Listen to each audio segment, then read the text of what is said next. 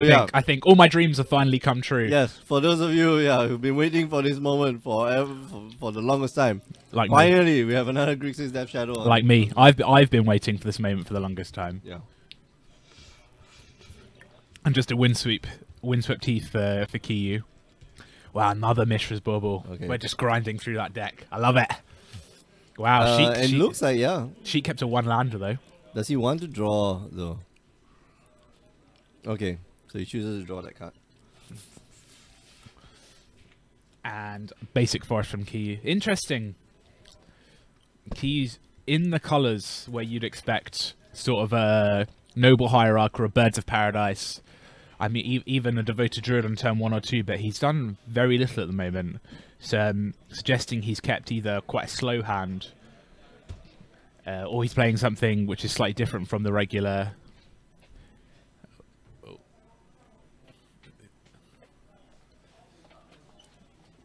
Oh no.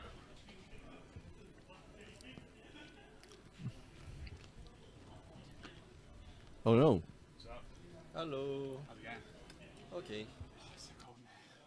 Yep. Hello everyone, welcome back to our weekly modern tournament here at Ogre Games. It's more than modern. My name is Mick. I'm one of your hosts alongside the future pro, Alfian Put. Hey guys. Alfian, stay awake.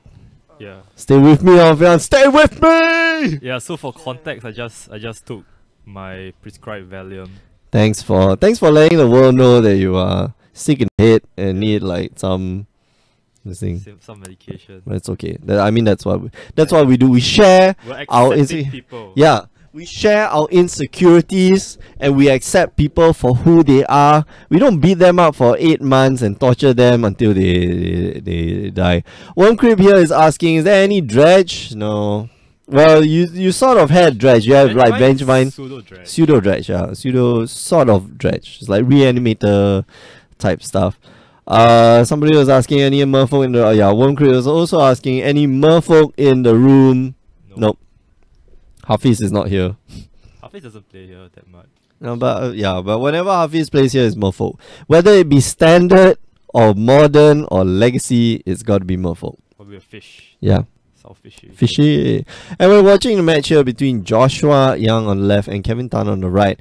My understanding is that both of them are playing Bluetron. What? Bluetron! We are in for a long one, people. They're both playing Bluetron? Yeah, they're both playing Bluetron. This is playing Bluetron. But yeah. Kevin is also playing Bluetron. Oh my god. This is gonna be a fiesta. So maybe let's get to know. You can watch as it happens. Let's get to know each other, Alfian, more intimately, closer. Yes. Yeah. Alfian, what's your age? I'm 21. You're 21? Yeah. Nice. And I still don't have a diploma. Oh, it's okay. Don't worry. I'm gonna get one. Yeah? You buy one. No, I'm not gonna buy one. How about you kill somebody, right? And then take their diploma? I don't think that's how it works. How about their why stop at the diploma? Take their bachelor's or their master's or their PhD. Just take over their life. It's okay. What? Don't worry, man. What? People at 21, they've already got all these things. Just find a suitable replacement who you look exactly like them. I don't think that's very nice to do. That's not nice. Obviously not. Yeah. But yeah. What? Anyway, very morbid talk. Yes. Anyway, Joshua here. Well, okay, for those of you who aren't familiar with Bluetron, basically is the person who assembles Tron first wins. I think so. Somewhere there. And no, how about making your land drops? Unfortunately, Joshua here unable to make his land drops. Nope. And Kevin just unable to find any Tron lands. And just all blue, all those bowl islands. Yeah, he really hardcore on those islands, man. Oh yeah. Chalice on one. Chalice on one to basically take out the expedition maps. And here being able to play around a rescind. Is it a rescind? Condescend. Remand. Alright, Remand puts it back in hand. Joshua gets to draw another card, which he does get looks like another a land for, yeah. Chalice for 0 now. Okay, that's interesting. Is he trying to stop Joshua's chalice? Or is Oh, he's gonna repeal his own chalice. Okay. Ah, okay. So just wants to draw. Yeah, Yeah. just wants to draw. Both players just trying to do random stuff to draw cards. Yeah. No condescend there by Joshua. Whoa, our numbers just jumped really high. From what? Wow. Okay. Hi everyone. Hi, David. David, where have you We been? miss you, David. Yeah, we miss you so much, David. We love you. Oh, Okay, go we for just it, miss David. you. Yeah. Worm Call Engine for 6. Does Joshua have? Well, Joshua has a condescend. He's got remand as well. Yeah, he has counter spells. He's got the stuff. He's got good stuff. Question is, which stuff is he gonna use? I think you use the condescend right now. Yep, Yep. that's it. Gonna counter target spell. Gonna scry too. Okay, so for those of you at home, condescend 1 blue X, Yeah. and then it's like power sing. So counter target spell unless a player pays X, and then scry 2. That's it. Yeah. Full stop. Great spell. Yeah, we talked about who assembled their lands first. Unfortunately, Joshua hasn't assembled it yet. He's got 2 towers and a 2 towers and a power plant. Yeah. And Kevin here on the other side only has a power plant, I believe. That's a power plant. Yeah. But able to make his land drops every single turn. So good on ya. That's a trophy mage, isn't it? Yes, trophy mage that will be able to look for worm coil engines for can't look for battle scars, Mindslaver. mind slavers. Yes, Oh, exactly, yes. and that's how this game will generally go. So Oh, let's see. Okay, so that's a tower, I believe. So both players 1 land of Tron. Yeah, and let's see who gets there first. Unfortunately, Joshua here unable to make his land drops every turn. Well- Imperial Angel on Kevin's side. That's looming over. Mm. What you was going to say? Yeah, Joshua has a lot of counter spell though. He has the answers. Yeah, he's got answers. Wow, he's got Sundering Titan as well. That would blow up the one island. Expedition map. Oh. Okay. Cracks the expedition map. I'm gonna look for trigger on the stack. Nope. Oh, Okay, we go back. Expedition map on the stack. Remand that. Remand. Okay. I'm gonna push back their hand. Okay, so both players gonna get their Tron now. Mm. Gonna get that Tron on. Gonna get that Tron going. The stream title is misleading. Did you change the stream title? Did I? What's the stream title? What's the stream title? Oh, it's over here. Oh, Where? Wait, scroll up. 3 round. Oh, 3 rounds of standard? Oh no. Hey, change it. No, I'm sorry people. Oh my god. Oh my god. This is how you know that Mick and Alfian are back in charge. Sorry, local dope. Sorry, man. It's modern, man. It's modern. It's more than my our bad. Our bets. Our But bad. yeah. Nice to see all of you join the stream. If you just joined us, you're watching our weekly modern tournament here at Grey Ogre Games. I'm gonna blow up your land. Gonna make sure that you stay off Tron forever. And Joshua here has Tron Yeah. Oh, there it is. and more Tron. So how much mana can you generate? 3, 6, 7, 8, 9, 10, 11 mana. I mean, he could play the Worm Coil Engine or the Ugin this turn. Yeah. Either would be good. I was also going to play Worm Coil. Worm Coil, and let's see whether Kevin responds. Okay, gonna remand your Worm Coil. Joshua won't be able to play again until next turn, unfortunately. Mm-hmm. But Kevin here just wants to draw that extra card and just push his opponent back just a little bit. Okay, Yep, so there we go. one does resolve, passes the turn. And maybe Kevin would have smoothed out his draws. Maybe find another Tron land. He does have it.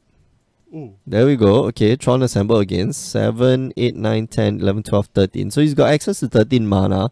Joshua here has access to 5 mana. So this battle is all about who's got more mana. I got more mana than you, I win. Well, not really. I think Joshua's still in a not very bad position because Joshua has way more cards in his hand. Yeah, that's true. I'm not sure what Kevin's holding either. Kevin might be holding like trash. That is very definitely true. Yes. Oh, but he's gonna tap his Tron Lens. Okay, what's he All gonna right, do? 7, 8, maybe Ugin. Oh, Ulamo. Wait. How much mana is that? That's a chalice for Chalice 6. Oh. Wow, wow, Big- wee, wow. Big play. Unfortunately, Kevin here also won't be able to cast spells with 6 costs. But you know, if I can deny you, ooh, Refill. Oh, well. if I can deny you, spells, then okay. But he did have. I mean, like he had the Oblivion Stone, Yeah, right? that's So true. doesn't make sense. Like I don't think that was, you know, that was the right route to go. Unfortunately, you know, Kevin here just doesn't have a lot of stuff, a lot of action. Yeah. And now Kevin's just committed way too much. Now he's just down to 1 island untapped. And that, yeah, and I mean Joshua's just gonna go for it, right? Yeah. There's no reason why you wouldn't. Of course, leave that Oblivion Stone up, so that in case, you know, shenanigans, Yeah. Just Joshua in can case. just blow it up. Requiem 23 is asking, you guys know whether there's any legacy tournament going on in early 2018? Not here, unfortunately, not in Grey Ogre Games. Although we used to have, we used to have Vintage. Yeah, in fact, that was Vintage. awesome. Yeah. That was awesome, but you know, the player pool for Vintage kind of small, Not so that high. we had to cut it back. But yeah, legacy tournaments, not too sure. Yeah. Honestly speaking, there's not a lot. And usually it's in you know, it's between like it's during summer. Then we have like legacy GPs. Oh yeah, that's true. Yeah, April, you know, spring and summer that we get legacy GPs. So yeah, Ripple Vintage, yeah, one crib, Vintage, yeah. Sorry, Jason, you could have been part of the gang. Unfortunately, you came too late. Sorry, Jason. Oh, what's happening now? It's okay. My slaver, you. Okay. I'm gonna take you Oh, to Mind Saver town. Resolve. Yeah, my slaver resolves and gets sacrificed.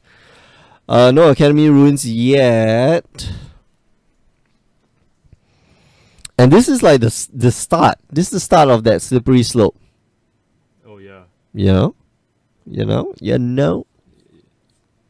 People say slippery slope is like a logical fallacy, but I don't think. No, it's not it's not a logical fallacy. It's not. It's a Yeah. real thing. It's a real thing. Yeah. You let. Jason's asking, One Crit is asking, do you see the prices on Bazaar recently? No, actually I haven't. Actually, I was yeah. You wanna go check out the prices for let's go Bazaar? check out. Go. Alfian, do your thing, man. Gee, MTG. what was it? Baghdad? No, it's just Bazaar Baghdad. Go to MTG like prices or something. Right? MTG stocks. MTG stocks. Oh yeah, stocks. Alright, let's You're being the badass, right? MTG stocks. Alright. Alright, let's see. Whoa! Whoa! Whoa! Wow! Hello. Wow, wee wow. Somebody's buying them out. Somebody's buying them cards. What does this even do? 466, you know. Well, Bazaar back there is just, you know, tap, draw 2, discard 3. Oh, so that's for dredge. Yeah, that's for dredge. Wow. How much is it now? 1,002? 1,002 average. Jeez. What happened? Anybody in the chat know, you know, like can explain exactly what just happened to Bazaar back there? Because we can't. Because we don't know. We don't have any inside information if you guys are wondering. We just watch people play. Yeah. And sometimes we don't even watch them play. Sometimes we just talk amongst ourselves. Yeah, exactly. Like I had so many, you know, usually Jason, sorry, not Jason, James would join me on the stream. Yeah. Yeah. And Alfian, you get kicked out. Oh. You just do Tuesday. Yeah. Nobody cares about Tuesday. Mm. Nobody watches. Yeah. Nobody watches Tuesdays. But it's, no, it's good to do. Have you been using the Restream Yeah. Restream app? I've Okay, tried that's it. great. Yeah. Have you been sharing the? Yeah.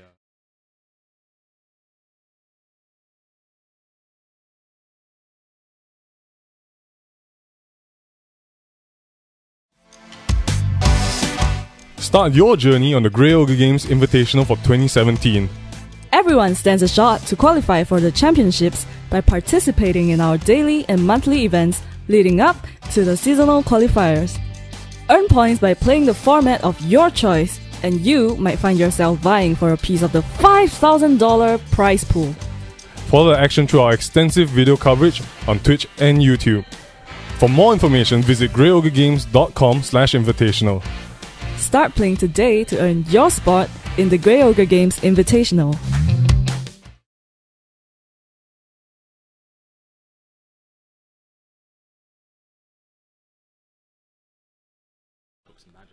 Hello everyone and welcome to our weekly modern tournament here at Grey Ogre Games. My name is Mick, I'm one of your hosts alongside the suit, Mr. James Church Morley.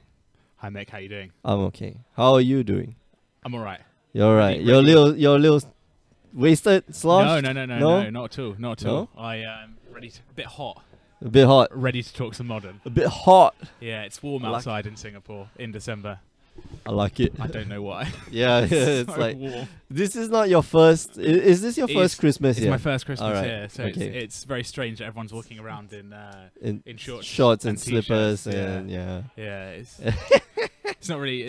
There's Christmas trees and decorations, but like, yeah, it's exactly. not cold. Like I expect rain or snow and. Oh, I love the when shopping centers they try to do this like foam fake snow thing. Oh my gosh, it's so bad. Yeah, it's we have some fake snow. My wife bought some fake snow to sprinkle around our apartment to get a more Christmassy theme. But you have to water it. You have to spray it with water every couple of days to keep it like snowy. To keep it like plumped up. Otherwise, it just goes away. So it's but yeah, I mean that's just what you have to do in Southeast Asia, right? When you want some snow. Yeah, when you're desperate, when you're I gotta get some snow, man. You don't want to fly to Japan or Korea or Russia. You gotta get some. You don't want to get some snow. You don't want to go to the snow dome. Yeah. We are watching the match here between Thomas Idris and Arno Lee. I believe Arno should be playing Full Foil Jun. Is that the official name of the deck? Full Foil Jun, FF that. Jun. And Thomas here. All foil something else. Wow, full foil, nice Merfolk. Yeah, full foil fish, man. The FFF. Full fighter, triple F. Yeah, triple F or man. F cubed. I don't know which one you prefer. Anyway, it looks like Thomas. Thomas going to. I don't think he had a land. Again. He had Mutavault. That's sorry, it. Yeah, he didn't have a colour. And that's and a Lord of Atlantis at the front of his hand. You really want to be casting that on turn 2. Exactly. Yeah. So in a vacuum, Merfolk Jund, which one do you like more? I like Merfolk more because the. Man, you get so much value out of what's that called? Eval. Okay. Yeah, but Arno here, in his main board, I believe there should be Kolaghan's Command. Okay. So it destroys target artifact. So you're building up your Eval, and sometimes just get blown out by Kolaghan's Command. But 2 lands is enough for you to go off. Yeah. It's more than enough for you to go off. And Thomas here is on the... Oop. Yeah. So foil Mutavault. Yeah. So Thomas basically had the same hand. He had a load of Merfolk creatures and no islands, I believe, but and the Mutavault. Still Mutavault, yeah, and that's it. He needs an island. He needs just one island right now. Yeah. To... And didn't find it. Geez. It's interesting that he kept that on. He didn't keep it on 6, but he kept it on 5. Kept it on 5? Yeah. You think the one card you just... Wow, okay. So here's the interesting thing. Like, I wouldn't try to mulligan that because what you are looking for is really just land Eval and then just gas, and then after that you just want to keep drawing gas, on a 4-card hand. Like, how likely is that going to happen? It's possible. I mean, it's possible. There are 4 copies of Eval in your deck, but it's going to be hard. Yeah, and we see Thomas here. He's drawn gas 2 turns in a row. Yeah, and no lands, and he just needs a land. Exactly. But this is a I believe this is a 0-1 Tarmogoyf. Yeah, There's nothing in the graveyard. it's really quite pathetic. It's Yeah, it's a very small Tamagotchi. This is the smallest Tamagotchi I've ever seen. Why play it? Yeah. Where a Tomot's Crypt or Rest in Peace hasn't hit the graveyard, hit the battlefield. But that's going to change right now. Let's see if Arno has anything to say about that. Oh, he pays 4 mana. And he's going to go, wow, Hazoret.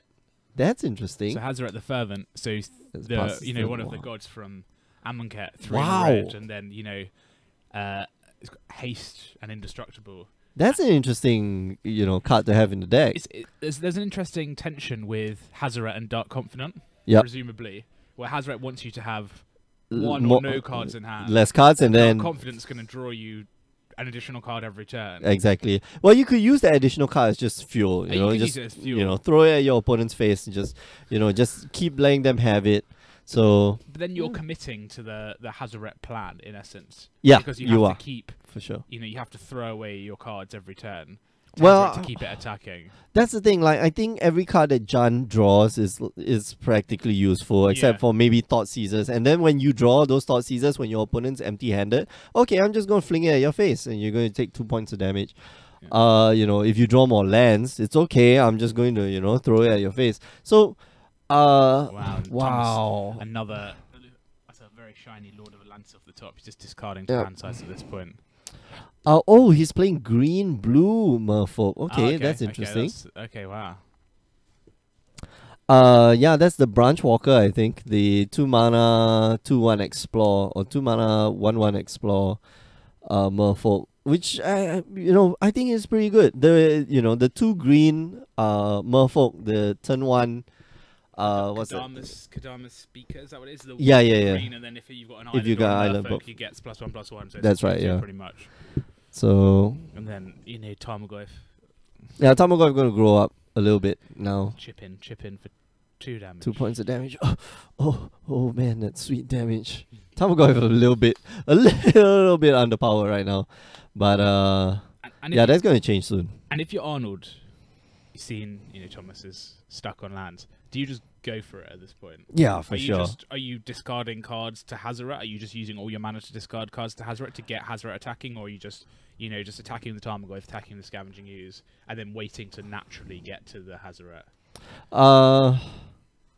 Nah, I'll just go for it. Just go for it. I'll just go for it because just gonna toss it at your face. Gonna, he's hasn't been able to use his cards well, and still not able to attack with the Hazoret yet. So I'll go for it. But right now, not the best use of his cards. And yeah, swings in with the Tarmogoyf and the Scavenging Ooze. Hopefully next turn he can just throw more cards at his opponent's face, because if he draws a land, that'll be great. But Thomas here draws a land, and he's gonna start. Yeah, it's way too late. So he's got Botanical Sanctum. He's got I think he's got 2 lords in hand, which require double blue. Yeah. He's gonna draw a card. All right, so No land. still no land, but he's getting there. But I think it's all but too late. Fatal Push here, gonna get rid of that guy, and any extra card that Arno draws here can just throw to the face. And he's got Scavenging Ooze. It's gonna grow bigger. That's if he has a land, that's game presumably, because he can He can throw play 2 a cards at land. it.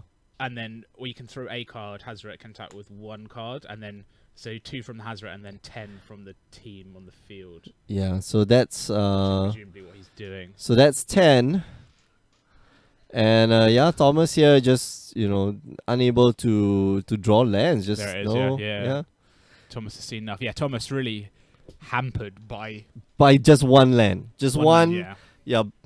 One blue source. And I'm surprised. Okay. I mean, you wouldn't mulligan down below 5, right? Normally, you wouldn't mulligan down below 5, especially with Merfolk. You know your deck well. I think that it's difficult to go below to 4 and to 3, and still think that you can win this game. So we saw that Thomas is playing this green blue Merfolk deck. Do you think that adding the green Mm-hmm. makes it a little bit less consistent? Because it's not just islands anymore, it's botanical sanctums and presumably... No, I don't think it makes it less consistent. In fact, I think it makes it just as powerful and even sometimes even more powerful. Because Catcher is a great one drop, but I just want to beat face. Like sometimes if you're casting, if you're casting something that will get rid of my creature, I'm gonna sacrifice I'm still losing one creature anyway. Okay. So and your opponent will be able to play around it. Okay. Kelvin Chen saying sup. What's up, Kelvin? And Meet Joe Fair is asking on the Twitch. Hi from Malaysia. Hello, Malaysia. Hi, Malaysia. Hi, Malaysia. There you go. Oh. Are those excellent decks? No, but this is Blue-Green Merfolk. We're playing Modern here today. Goblip Guy. Yes, you are hearing Mick correctly, and with me in the booth is Mr. James Church Morley. So, see, I thought you might have your own custom logo. Oh, we decided not to be a partner. I do not know why. We should Okay. go and apply again. You could get your face on a little, On on a little emoji. picture so people could put you in. Oh, that's weird. I mean, that's what the kids. I don't know what the That's kids. yeah, yeah. yeah. I don't have a clue. That Fandango stuff. Yeah. Of course, our good friend Capolo42. He's a Twitch partner. I don't know why we didn't decide to go. They sent us that email that said, "Hey, you want to be a Twitch partner?" And then we said no because we are arrogant.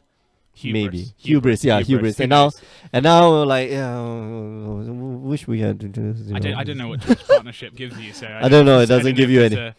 it's a gift or a curse. It doesn't give you anything. Maybe okay. you get invited to like TwitchCon, Oh, we can. but you have to Twitch pay. Con. Yeah, but you have to pay because like we only get like maximum 100, 200, 300 viewers. Big numbers. Big numbers. We're Yeah. working our way up there. Yeah. We're slowly getting to the echelons of Magic the Gathering, like 19,000, 30,000 on the weekends. Tell all your friends. Yeah. Groger Games. We're getting there. We're getting there. 8 p.m. Singapore time. We're here Yeah. on a Wednesday. We're talking about Modern. People want to hear about it.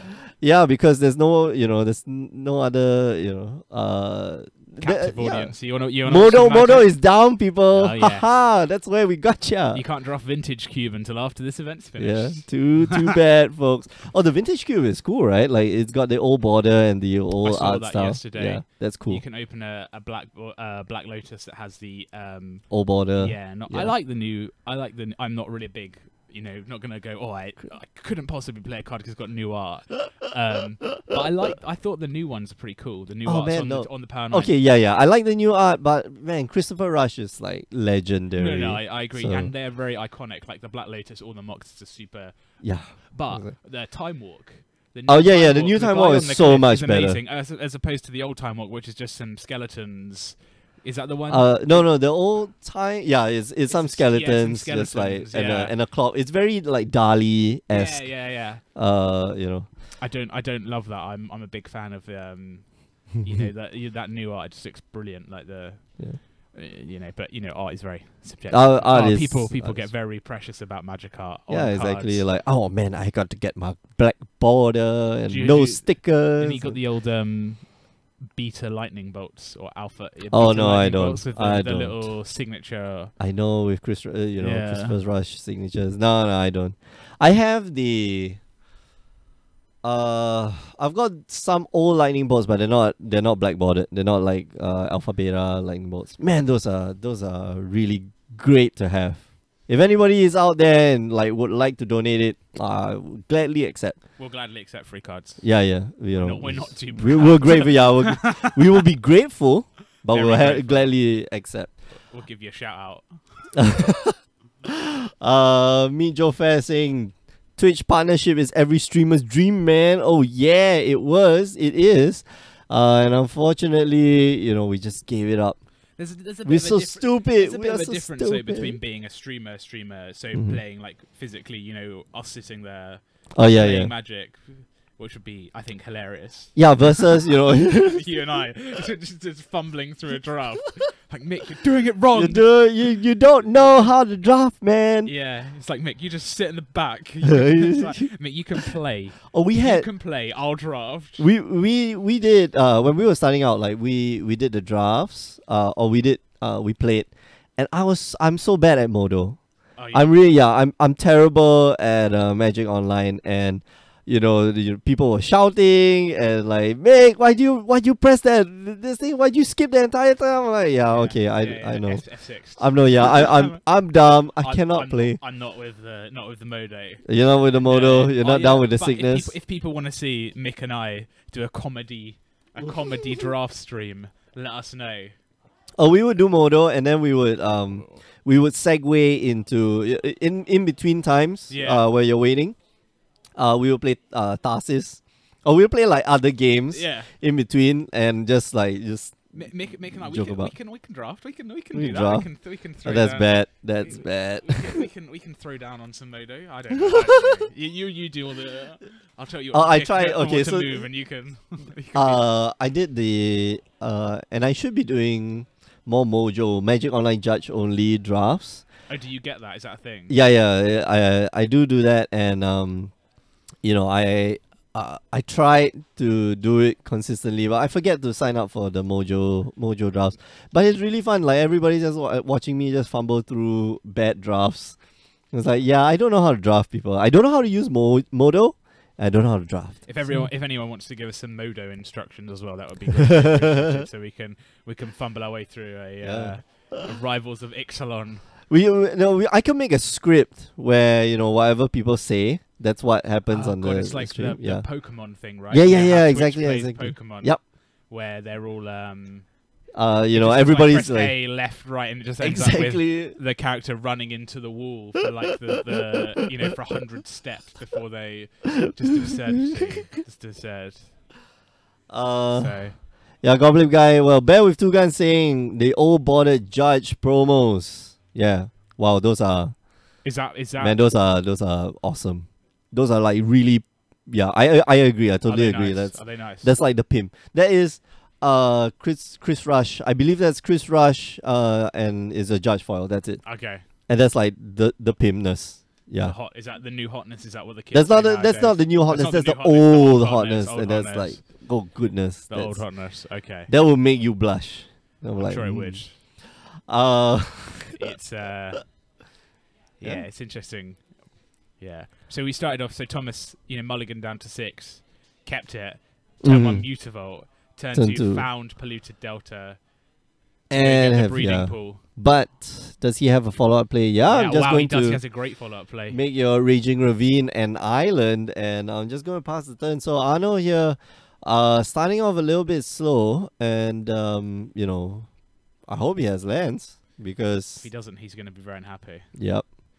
That's essentially a colorless land right now on Arno's side. It's and that's one of the things with Jund. It does need access to all of its colors. Oh yeah. And if he can, if Thomas has, maybe one more spreading seas. Oh man, he could just like totally mess up Arnold's day. Sure, and he does. There it is. Okay. There it is. Yeah. Sure as daylight. So Arnold can now play counterspell. Thomas, play that land. Yep, pass it in. Yeah.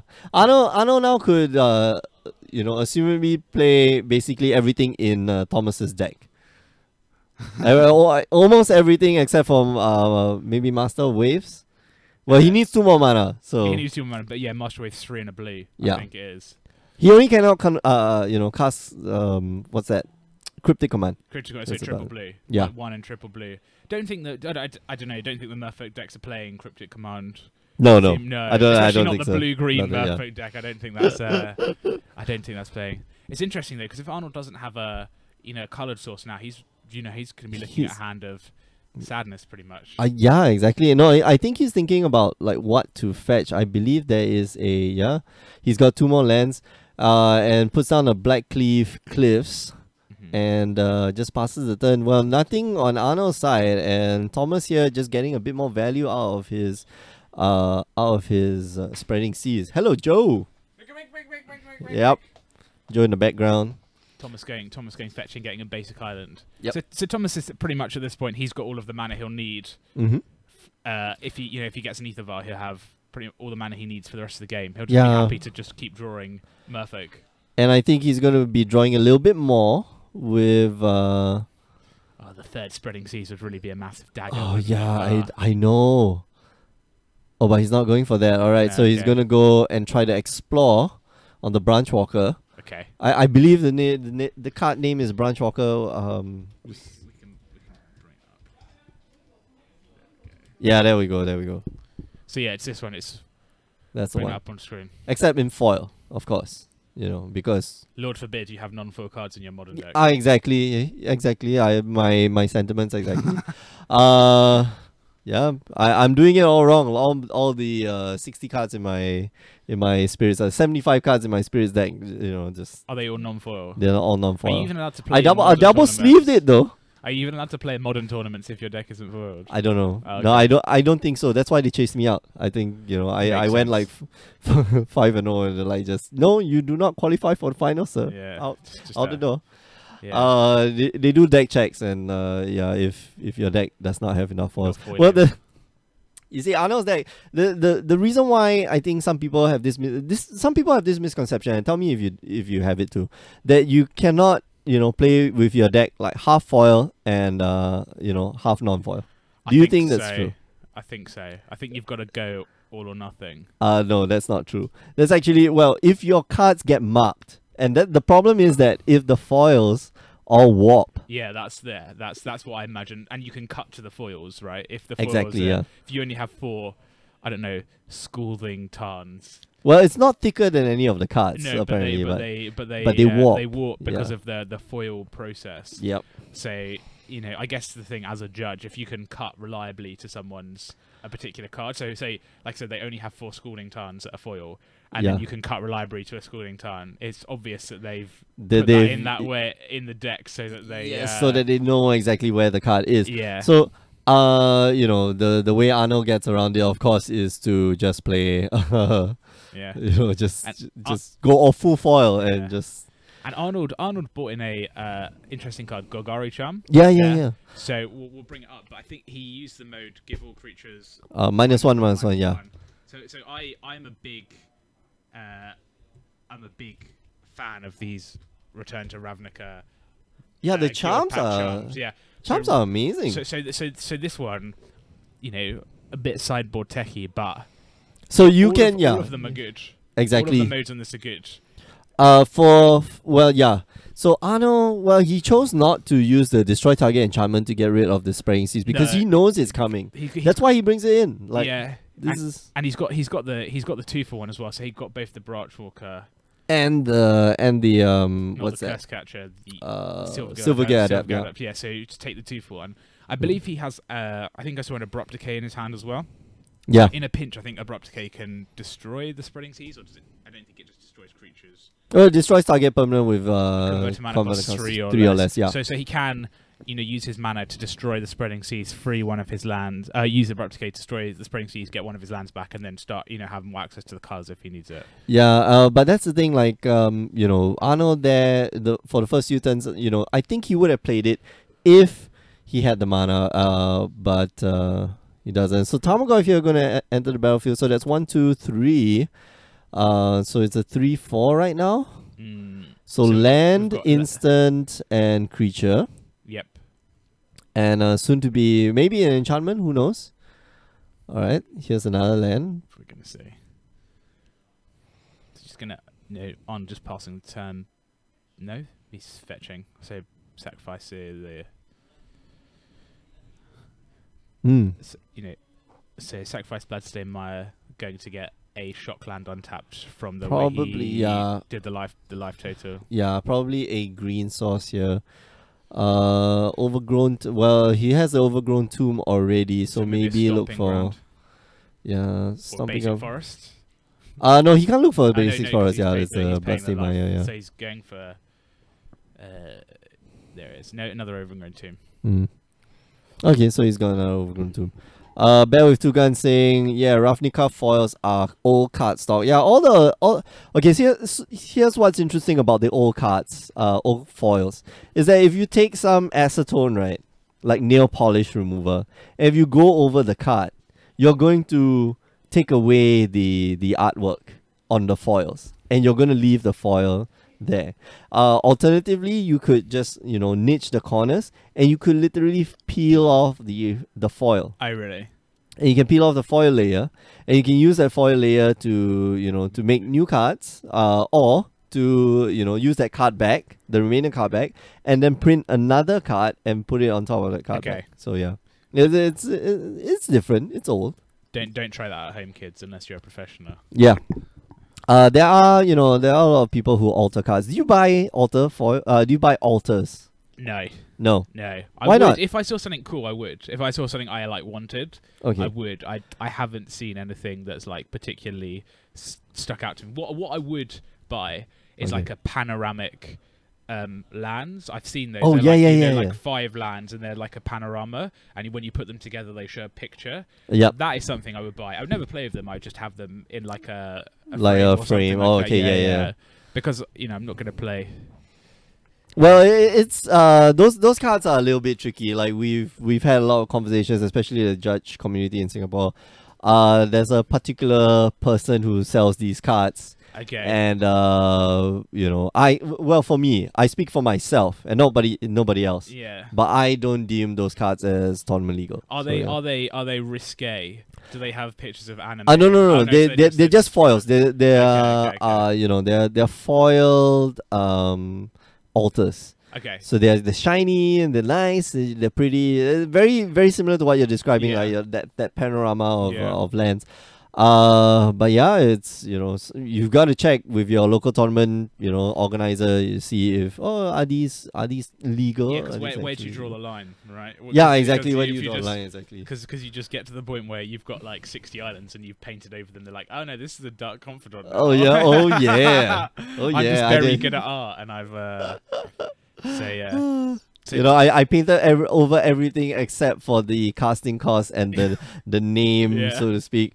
yeah, sure. so- I'm gonna need to see before and after. Yeah, man. So DX EX1 in the Twitch chat has said, ask James to custom alter his own card. Oh yeah. That is dangerous. Why? What I will do is I will just take a Sharpie and Okay. draw like a moustache or funny ears on it or something. Oh like yeah, that. that's why. I am not artistically talented at all. Oh, dude, I- when you go to GP, like the artists are going to be here. You can ask them to do Okay, alters for so your if cards. you're going to GP Singapore DX EX1, I don't know if you're Singaporean. If you want to come and find me, I will take a pen and I will alter a card. And you Oh, can yeah. see. You Oh, can you better see bring the around a majesty. Sharpie, man. Yeah. Yeah, I'll bring a Sharpie. Not to sign anything important. No one's going to ask me to sign anything. Let's be real. This is modern on a Wednesday. But I will alter a card. If you're at GP Singapore and you want to see me alter a card, it will be embarrassing and humiliating for me because I suck at art. Oh man. I I love to take perfect sleeve foils, and like whenever people buy cards from me, so I take the perfect sleeve foils, I put it in the perfect sleeve, and then I start altering the card on top of the perfect sleeve. TX1X, he's It's Klein. makes it. It's the green black. Yeah. Ah, yes. Okay. Don't forget to bring your Yu-Gi-Oh card. Yeah. Oh man. So, my playmat. Oh, the playmat will be coming. Don't worry. The Yu-Gi-Oh playmat will be coming. Those people in the unstable side events are not going to know what hit them that's when I like- pull out my Yu-Gi-Oh playmat. Yeah, man. Hey, you here to play with that blue eyes white dragon? Yeah. They Yugi, you want those cards? Oh there's man. only no, you can't have a blue eyes white dragon because there's only 3 in the world, and Kaiba has them. Oh yeah. Because he Kaiba. ripped up the 4th one. Come on, Mick. Kaiba, why you? You're better than that. You know that. Oh, do you watch Yu-Gi-Oh! I Abridged? used to. No, You not do? Yu-Gi-Oh! Oh Abridged. I used my to just watch the goodness, it's so original one. funny. No, I've heard. Yeah. The power of friendship. Yeah. All right. We draw a marker on our hands. Yeah. Hey, it was good when it came out. Oh okay? man, When I was a no, younger- it's not even. When I was a younger man, it came out. These children's card games. But for your soul. Yeah. Doesn't make any sense. Doesn't make any sense. Oh Any of man, them. it's so dumb. It doesn't. So- Yeah. Yummy Yu-Gi-Oh can beat turn 2 Blue Eyes White Dragon. Yeah, that's true. He uses Dark Magician. Dark Magician is only 2,500. How do you beat a Blue Eyes White Dragon, which is like Correct. 3,000? He's got the That's old, no- just put some No enchantments way. on it. Halve the attack. It's all very. Yeah, Spiral Twister, cosmic, Exactly. cosmic. I would like to destruction. see them shuffle their decks. That's all I'm saying. Is always draw the perfect card. Like really, you shuffle it. So they Shuffle it properly. one of each card in their deck. deck. No like play sets. No 3-offs for consistency. One of each card. Just drawing it when they need it. Always got it. Always got it. It's a 10. It's a 10 card deck, man. I think. I think in the anime, Yugi lost like one time. Or Oh, he twice. did? He lost. Yeah. Oh, we're going deep. Wow, whoa, whoa. We're going deep on this now. Whoa, So- we so are you bringing know- up Yu-Gi-Oh in the Yeah. magic stream. I All think right. he lost once Good. when, if I remember correctly, when Kyler Yeah. threatened to throw himself off a castle tower in the Pegasus tournament to get the star chips by Oh, it. what And he the said he hell? refused to attack and he lost, and that's why he lost. I don't think he loses otherwise. I think he just wins. Yeah, going deep- because he deep. stacked his deck, Yeah, man. well, they He all stacked- well, quite. Let's not talk about that. The Man, wouldn't it be awesome if there was like a magic anime? Plot armor. Derek Lim Tora saying plot armor. Yeah, exactly. Well, it's not really plot armor. The director of the anime sort of like stacks the deck while nobody's looking, because the camera like pans left, pans right, looks at Yugi's face, looks at Kaiba's face, looks at Yugi's face again, and you don't know it, but there's a hand there that's like Exactly, yeah, flipping no, all no, the cards. yeah. You don't hear the sound because the soundman like- turns off the mic. And it's always So, like, yeah. he uses slightly different cards every time. It's like he's always tweaking the old deck, always taking Yeah, cards out it's- for the card that he conveniently needs. And then, yeah, it's Just too suddenly much. suddenly don't I play, need it. don't play best of 3. No. We're playing one game to the death. No sideboarding, bad matchup, tough luck, mate. Very strange. It's very. You have sideboard. Oh, I'm sorry. Yeah, sideboard. So it's very different game. Very different game. Back to magic. Man, magic anime would be cool. I don't know if it Oh, would. yeah. I don't know if it would.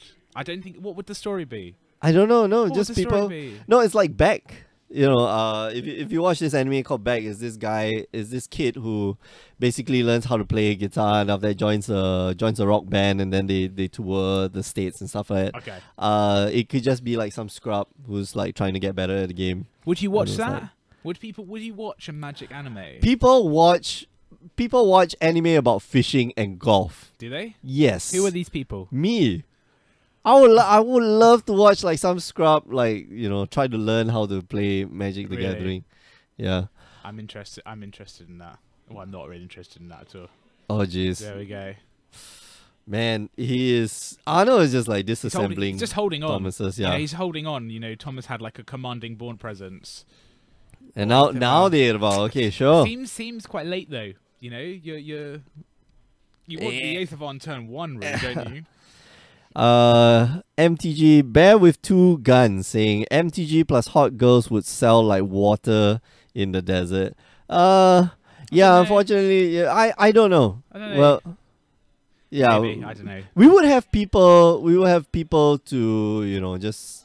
we have people like slam all the hot girls saying, "Oh, look at this thing." Do you read about last week's that sea sprinkle stuff? I can't get it out of my head because man, she's hot and she's good at what she does, and she deserves your support for doing something that nobody else does.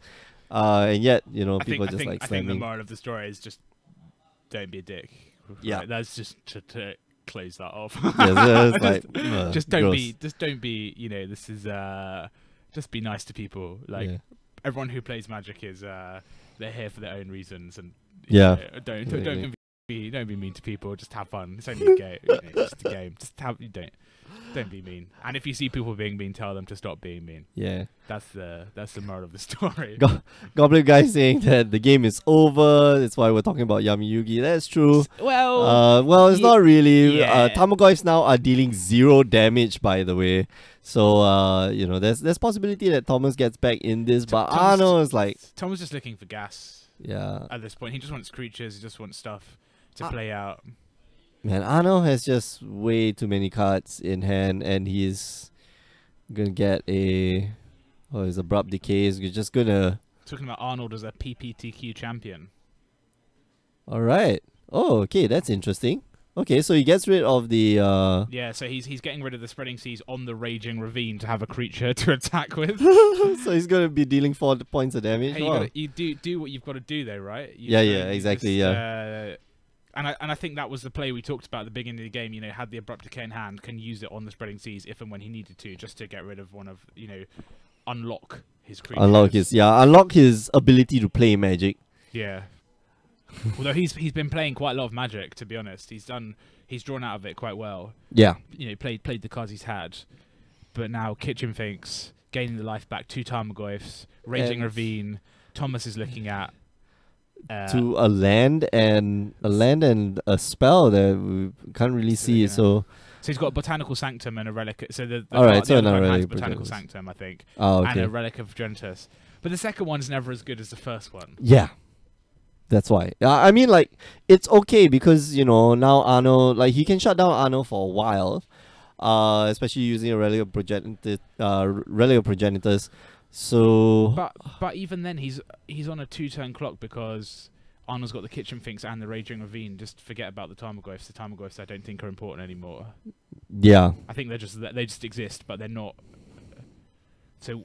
Presumably with this on the stack, yeah, he's going to sacrifice Relic of Progenitus to get rid of the Kitchen Finks. Mm-hmm. So Arnold now has it's a 3-turn clock with the Raging Ravine. Raging Ravine three, would four. deal 4, 5, 4? 2-turn clocks. Is it a 4? Yeah. So- It and starts then with a 3/3. Then after that gets a +1/+1 counter, and then that becomes a. Yeah, so he does 3, then 4, then. No, he deals 4 then damage five, first, then and after that 5 five, damage. five, Yeah. okay, So so his 2-turn clock. Sorry. yeah. So it's a bit. Oh, that's if Thomas doesn't have anything in hand, which Yeah. I highly doubt. But what is Thomas looking to draw here? That's the question. We know he's got a land. He's got a Botanical Sanctum. He's got an Ether Violin too. But what is he? Okay, so I think you start off with what's that card's name? Harbinger of Tides. Okay, so to bounce a creature. Yeah, so to bounce to not just to bounce the creature, looks like Arno's going to be activating the Raging Ravine Yep. here, and he is going to try to attack him with the Raging Ravine, and that's why you want to bounce. So Yep. So sacrifice the land to get a card in the graveyard. So of course it's going to just be basic swamp. Oh no, okay, so all right, so tap, tap, But that is But but in the Merfolk deck, when you get this far behind, what are you really doing to catch up?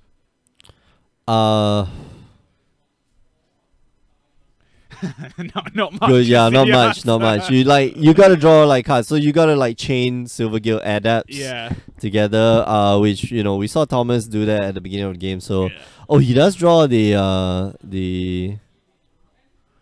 what you call it, Harbinger of Harbinger. Tides, yeah. So do you play it out here, or do you well, he needs a land as well. He needs an untapped land to play it for 2 blue in well, he can use the but yeah, he's oh no, it's not a Harbinger of Tides. Okay, It's so my bad. Catcher. Yeah. So, And I think the Branch Walker as well, Yeah. or something to that effect. but Okay. not much he can do about it.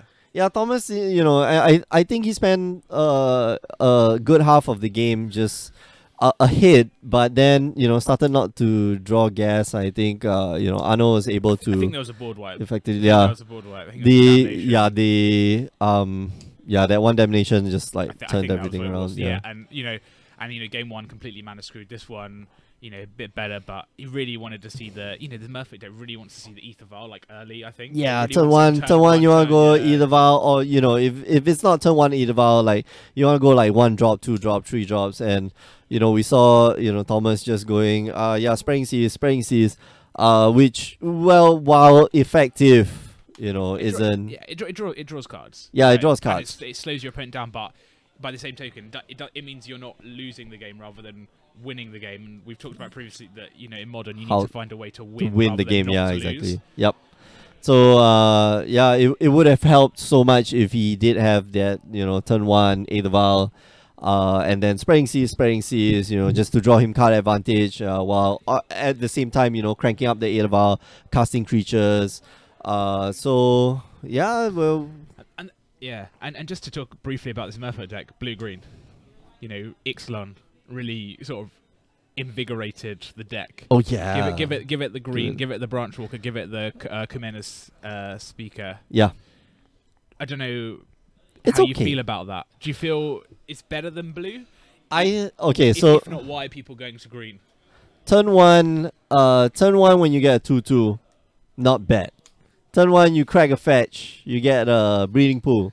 You get a 2/2 immediately, you get a 2/2. Not bad. Yeah, but Trades off with what's his name? Or many. It trades off with many creatures. Many creatures, yeah, exactly. But is it good enough? Is it good enough? Well, you're replacing stuff like what do you replace with it? What do you replace Yeah, with this is what I'm trying to think. Is that you presumably don't cut on the Lord of Atlantis and it? You don't take the Lord of Atlantis. I think you take some Master of Waves out. So you're cutting presumably you're cutting the Master of Waves. You're going for the green devotion anymore for the branch walkers and the commander speakers. Yeah. So you're going down the curve. So you're cutting Master of Waves. I think you also cut a few of the what's that 3 mana guy? A Mirror Regery? Yeah, Mirror Regery as well. Curse Catchers also, take a bump. So all 4 Curse Catchers I think go out. Well, Curse Catchers aren't that great anyway. But you do gain, significant power. What's their name? The branch walkers. Yep. They get you, either extra lands that you were supposed to draw that you don't want to be drawing. Or you can see a card and bin it. Yeah, exactly. So I think it's useful. It's like half a card draw. It just becomes another Silver Guild Adept, and just more power on the board instead. Yeah, it's interesting. I know there are some Merfolk has committed players. Oh yeah. Who I've always played Merfolk. I own there's the streamer is it Nikachu, the guy who only plays Merfolk, I only play Merfolk, man. Merfolk, so it'd be interesting to know if someone really deep in the archetype, if they are playing green or if they're not going to green. Yeah. Oh well.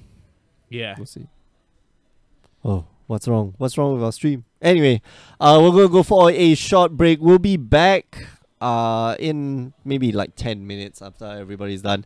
But before we go, just want to remind you that you can join us on the stream every Tuesdays and Wednesdays, 8 p.m. Singapore time, and now on Fridays as well. Ooh. If you like that Final Fantasy action, it's a fun game. It's better than Yu-Gi-Oh! By the way, obviously 100 times better than Yu-Gi-Oh! Obviously, yeah, obviously. The numbers are also in thousands. Oh, it's got more power. The weakest card has more power than Blue Eyes White Dragon. Haha, beat that. But yeah, we do stream on Fridays, and you can find us on all the all the channels: YouTube, Facebook, Twitch.tv/GreyOgreGames. Magic equal complex Yu-Gi-Oh. If you miss those streams, just head on down to Grey Ogre, youtube.com/GreyOgreGames to catch all the replays. And last but not least, do listen to our partners, the Power 9 podcast, which no longer is there anymore. Listen to the old versions there. It's still good. Yeah, it's still good. Yeah, all the old episodes still good. We did record episode 100 after we recorded episode 131. So yeah. Classic. All right, we'll be right back, so don't go away.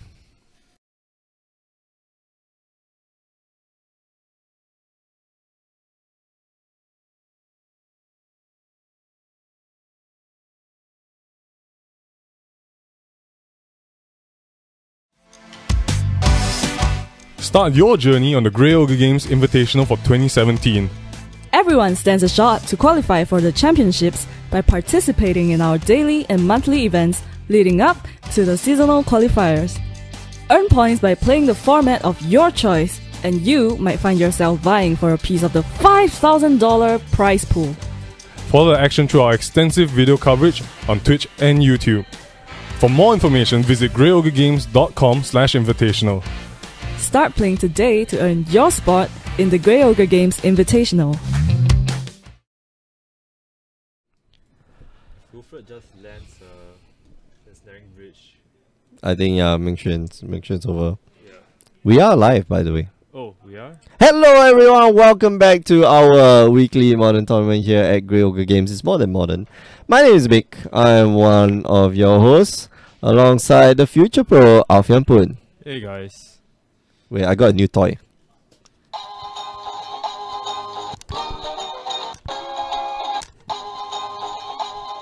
Okay, yeah. What? It's Marceline. It's so cute. Like, I bought a Happy Meal today. Oh. It's like, yeah, it's got the Adventure Time characters. Oh, wow. Wow, wait. Yeah, that's not lantern. that's not lantern. What? What? Wait a second. What? Is he playing Modern Elves? What? Wilfred, how? Wait a second. I'm confused. This isn't how I envision things. Yeah, I know. This is wrong. This is not. Wait, what does Mengxuan have Emrakul in his hand? Yeah, Klein, I'm as clueless as you. Like, why isn't Wilfred on lantern? Oh man, look at that. Oh, Look at that no. stuff. Look at that good stuff. Oh my Okay. god. Okay, alright. So lots of elves on the battlefield. There are 2 elf warrior tokens. They're in the box. Yeah. No, don't use that. No, don't use that. Anyway, Canon of Souls here, and I suspect this might actually be the end for Mengxuan, because if Wilfred here is able to generate enough mana for a what's that? Zuri. Azuri. I think he definitely will have enough mana for Azuri. The game's over. Yeah. Wait, what's Mengxuan playing? He has Call of Calling, and is he still playing Evolution? Yes, he's playing Kiki Court. So Mengxuan is on the Naya or 4-color Kiki Court deck. With Emrakul? Yes. Cool, right? Yeah. Because you got sorcery, you've got Planeswalker, you've got. Does he have Emrakul? No. The Aeon's Taunt. Oh yeah. It's definitely. Right, so swing everything to Nahiri. It's going to block one of the elite. So it looks like Wilfred is going to. Oh, Wilfred just passes. Okay, so he's leaving up the Court of Calling, yeah, for the Izuri, which will get 3, 4, 5, 6, yeah, so 3 mana. So let's see whether Mengxuan is able to fire off first. Unfortunately, isn't able to. He's Voice of Resurgence though. Yeah, but Voice of Resurgence gonna, Wilfred is just going to react to it, and yeah, I'm just gonna call down my what you call it? Call calling for 3. Oh, This is to be expected. wonder what he has. Oh, Azuri, hello. So that's Oh, yeah, Lin Chalice saying the Emrakul is for Nahiri. Yeah, that's correct. That is true. That's The one off Emrakul. That's kind of greedy though, putting the Emrakul Nahiri engine into a Kiki Court deck. Who cares, man? It's Kiki Court. You either combo off or you die. And in this case, like the latter is probably true. So let's see, 3 mana, 4, 5. This is more than enough to kill. I think to kill Mengxuan. Is it? So he's just going to the face right now. So he blocks 2 guys, but he's going to lose those 2 guys because Izuri gives +3/+3 and trample. Yeah, overrun. So it's overrun for all elves, and that's Dwynen's Elite is a 2/2, right? 2/2 and then produces a 1/1. So those 2 tokens are 1/1s. They will be 4/4s after this with trample. The Dwynen's Elite will be a 5/5 and Uzuri will be a 5/5. So you can choose not to block and go down to 2. So things not looking very good for Mengxuan right now. Yes, I agree. Wow. What's the white for in the elf deck actually? Path Oh, okay. possibly.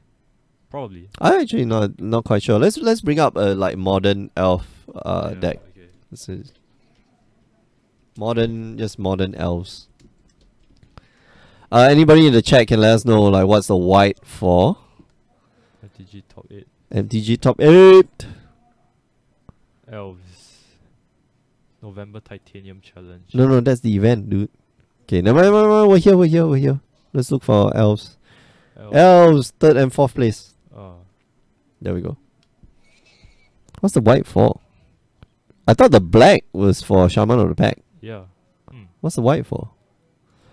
Probably for sideboard. Yeah, maybe. Wow. Okay, and Mengxuan here wins. Huh? How did he win?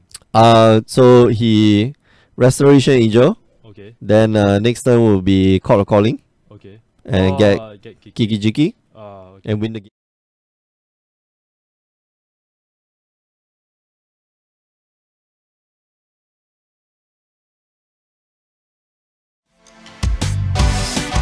Start your journey on the Grey Ogre Games Invitational for 2017. Everyone stands a shot to qualify for the championships by participating in our daily and monthly events leading up to the seasonal qualifiers. Earn points by playing the format of your choice, and you might find yourself vying for a piece of the $5,000 prize pool. Follow the action through our extensive video coverage on Twitch and YouTube. For more information, visit greyogregames.com/invitational. Start playing today to earn your spot in the Grey Ogre Games Invitational.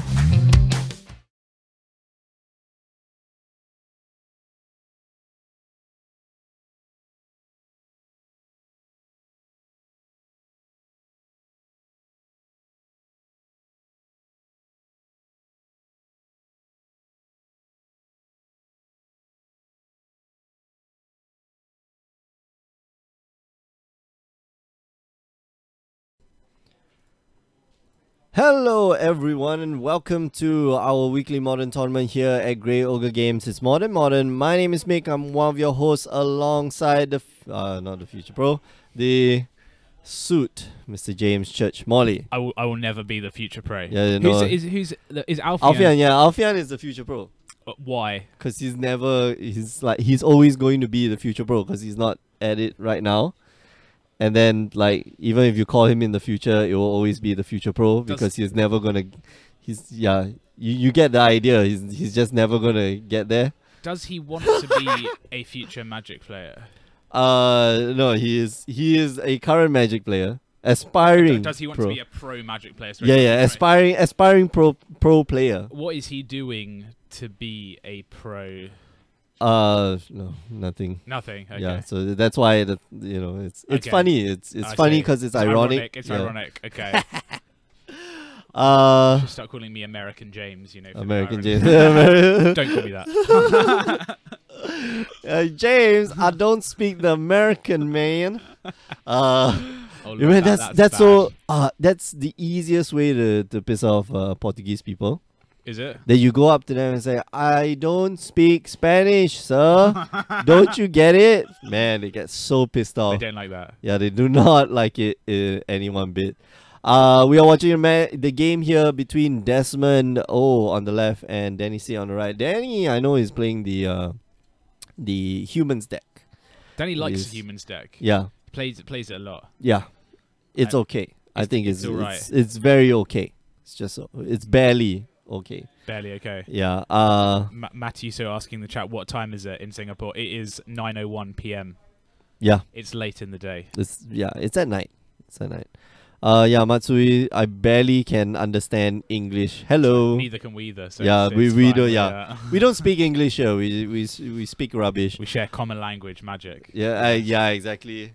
Blood Crypt and Bloodstained Maya. Just all the good stuff. So what's Desmond on? Someone suggested in the chat that he's on the hollow one, cycling Vengevine. Oh yeah. That's the one. That's nonsense what I deck. saw I saw him playing against who was he playing against? I forget who was playing against, but I saw it over his shoulder. So he's got a tormenting voice in his hand. Oh And yes, we're going to see a please. faithless Oh looting. please, So faithless we're looting. gonna Draw two, two. discard two. So One. what is that? Is that Two. fiery temper? That's fiery temper. fiery sir. temper. Yeah. Wow, we're going. This is another fiery temper in hand. He really wants to just keep the fiery tempers to discard them and then cast them for their madness cost. Okay, I think here you get rid of the Bloodghast as well as the you throw the Bloodghast and the Flame Speaker Adept, I think. Well, he needs lands. Desmond here needs lands, but this deck notoriously can operate on one land, and that's it.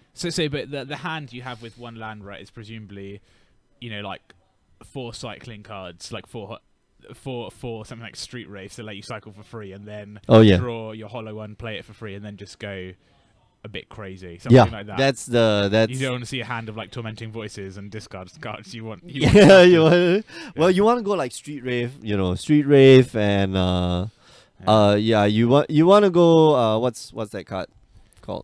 Which one? Faithless Looting. Faithless Looting, yeah. Yep. So Faithless, this is the best draw you can ever have. Faithless Looting turn 1. Draw draw 2, discard 2, and if both of them are Venge Vines, that'll be great. Be So happy. you discard 2 Venge Vines. And then you have a Street Rave. So you discard the Street Rave, draw a card, and then you cast 2 Hollow Ones. And then immediately get back your 2 Venge Vines, and then you go and swing for 8 points of damage on turn 1. I love it. Yeah. I love But that's like Magical Christmas Land. So, modern. Yeah. How modern. Yeah. It's totally not broken. Totally, fine, so it's it doesn't need fixing. Combo, wombo, whatever. What we like, eh? Yeah, Modern, turn 3 combo off. Yeah. So Danny, we had a Cavern of Souls on 8th of our. Oh yeah, look at this. A Blood Alright, Crypt so untapped. And then getting back the Bloodghast. yeah, I think Desmond here should just play the flame speaker adept. So is this Flame this is, Adept. this is the one from Amonkhet? Yeah. So is it the 1-2 with Menace? Is it, It's 1-2 with. oh no, Menace. sorry, no, it's not. It will bring. No, this is not sorry, Flame sorry, Speaker sorry, Adept, Oh, this is it's- from oh no. No, it's flame something. Flame. I know it's got adept in it. Let's just search. Anybody can. It looks like a Identify. jackal. It looks like a jackal. Yeah. Flame Speed- Blade Adept. Flame Blade Adept. That's the one. That's the Yeah, card. so All this right. one So from- let's from bring up. Amonkhet. And he does play the Flame Blade Adept. Menace, whenever you cycle or discard a card, Flame Blade Adept gets +1/+0 until end of turn. Pretty good. But Oh, you know. look at that. May I ever, but yeah, Averbrook. I love not that. bad. That's a nice card. It's a card that it's good. Yeah. We'll bring up- It's crazy good if you have Aetherval. yeah. We'll bring up Merv Averbrook on the screen. Yeah. It's other human creatures get +1/+1, and Wait. the other way, yeah. Okay, there we and go. you can transform it, and you can transform it into the name is escaping me, The Howlpack Howlpack Alpha. Alpha, that's the one. and you get wolves. You get Yep. wolves and humans. You get lots of wow, it's so good. Like this is, other werewolf creatures you control get +1/+1, and then beginning of your end step you get a 2/2 green wolf Yeah. token. So much value. Yeah. And on the other side, just other human creatures you control get +1/+1. Danny, of course, wants this side to be on the battlefield because Yes. he's playing all humans. But getting 2/2 wolves every turn, not bad at all. So So Goblin guy in the chat asking what language is Danny's card. I think they're all in Japanese. All his cards. are they? I think so. I think most of them are in Japanese. Some of them are in Japanese. Oh, I can. I've seen Japanese cards in his deck. He has a Japanese unified wills in the sideboard. Okay. It's just a nightmare. No one knows what it does. Yeah, the client saying that half the deck is in English, half the deck is Japanese. It's Shop's deck. Now, I don't think it's the Shop's deck. It's actually Danny's deck. I think it is his deck. Yeah. Yeah. But he does So use. Goblin guy saying I don't think Japanese is official language in Singapore. No, it it's not. was for a short period of time. For like 3.5 years. It was, for sure. Historically, not Yes. anymore. Empire Age. Yeah. If you know Singapore history, we Yes, seceded. the We got British left. seceded to Japan. Yes. In one of our less fine moments, which there are many to choose from historically. Although there's a lot of incidental Japanese floating around Singapore, I've noticed. Yeah. And I hear quite a lot of Japanese speakers. There are quite a few Japanese people. As someone who speaks Japanese, there are quite a few people who. Yeah, there are a lot. In fact, there is what's that place? I forget. There's a condominium that's near my place. Is it? Yeah. the- Down Holland Village way, is that where it is? Behind Holland Village, Yeah. Mount Sinai, Mount Sinai It's where Drive. the Japanese school is. Yeah. Wow. There's a lot of Japanese people there. Like Yeah. really a They lot all- of They all people. flock together. Yeah, and they all live there. Well, it used to. It's mostly because Japanese school is like just down the road, and it's a nice condominium. Yeah. And yeah, it's quite interesting actually, where you have these communities, where they stay together. It's quite It's the same nice. Japanese people all over the world. In London, it's quite similar as well. They all live in broadly the same location. Oh yeah, that's the. And Well, that's because I mean you have what's that, like Chinatown, Little Japan, yeah, Little Tokyo, not little Little Tokyo, Japan, yeah, yeah. very little Tokyo. Yeah. Very One- small Tokyo. One street of the Japanese restaurant sound. Yeah, at least Chinatown. Chinatown's an area. It's like Little Asia. Yeah, That entire area is like Little Asia. yeah. So it's but yeah, I think Danny. I don't know why half his deck's in Japanese. I've never asked him. Yeah. I don't know why you'd have cards in a language you don't understand. And it's just very confusing for people. But there we go. It's very. As someone who has a lot of cards in Japanese as well, it's very confusing for people, and they always they always don't get ask. it, yeah. They always ask. Yeah. Hey, what's this mean, man? Yeah. What's this it mean? Yeah. So we're gonna see a hollow one from Desmond. Desmond here. Okay, so a cool interaction. Fiery Temper. Let's bring up Fiery Temper for a bit. Something that I think some of you need to understand. So Fiery Temper, right, has Madness, and if you discard this card, discard into exile, when you do, cast it for its Madness cost or put it into your graveyard. So, you are discarding the card. So, but you are casting a card. It doesn't, man, it becomes a lightning bolt, right? Yeah, it becomes a lightning bolt. And when you're discarding it to things like Tormenting Voice or Faithless Looting, you can pay the additional red and you can cast it. And deal 3 damage to target creature or player. But let me bring out card rulings. I forget. There's an exception for Madness now, because Madness, instead of discarding the card, you're not discarding the card. Because discarding just literally means you go from your hand into the graveyard. Cards are discarded in a Magic game only from a player's hand. Effects, spells, cards, Madness cards.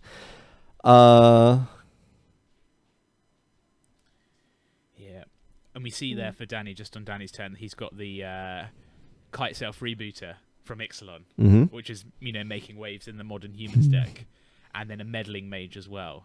And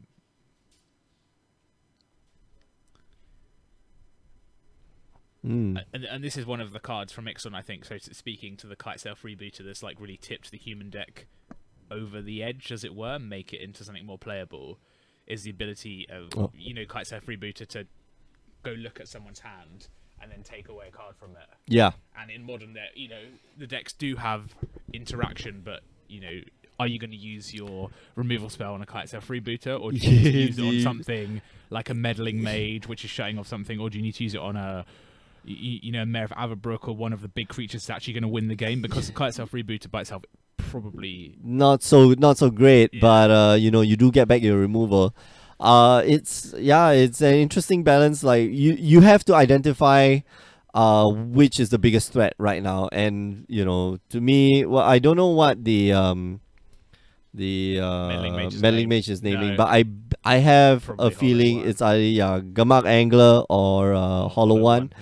Maya Everbark just makes his creature so big. Yeah, well, so the Kite Self Reboot is a 2/3.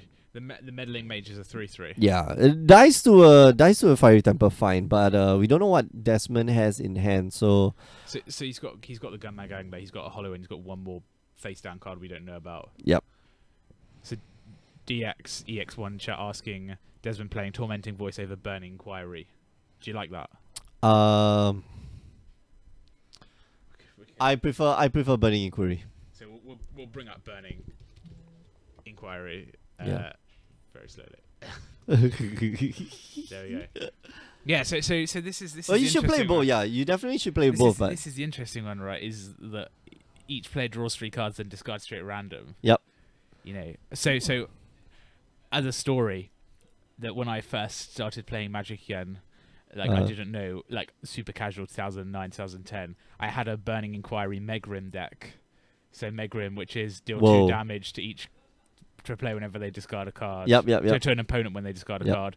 And Burning Inquiry, the basic play was to get Megrim on the battlefield and then just And Burning then 6, Inquiry yeah. someone to just to death. death. Yeah.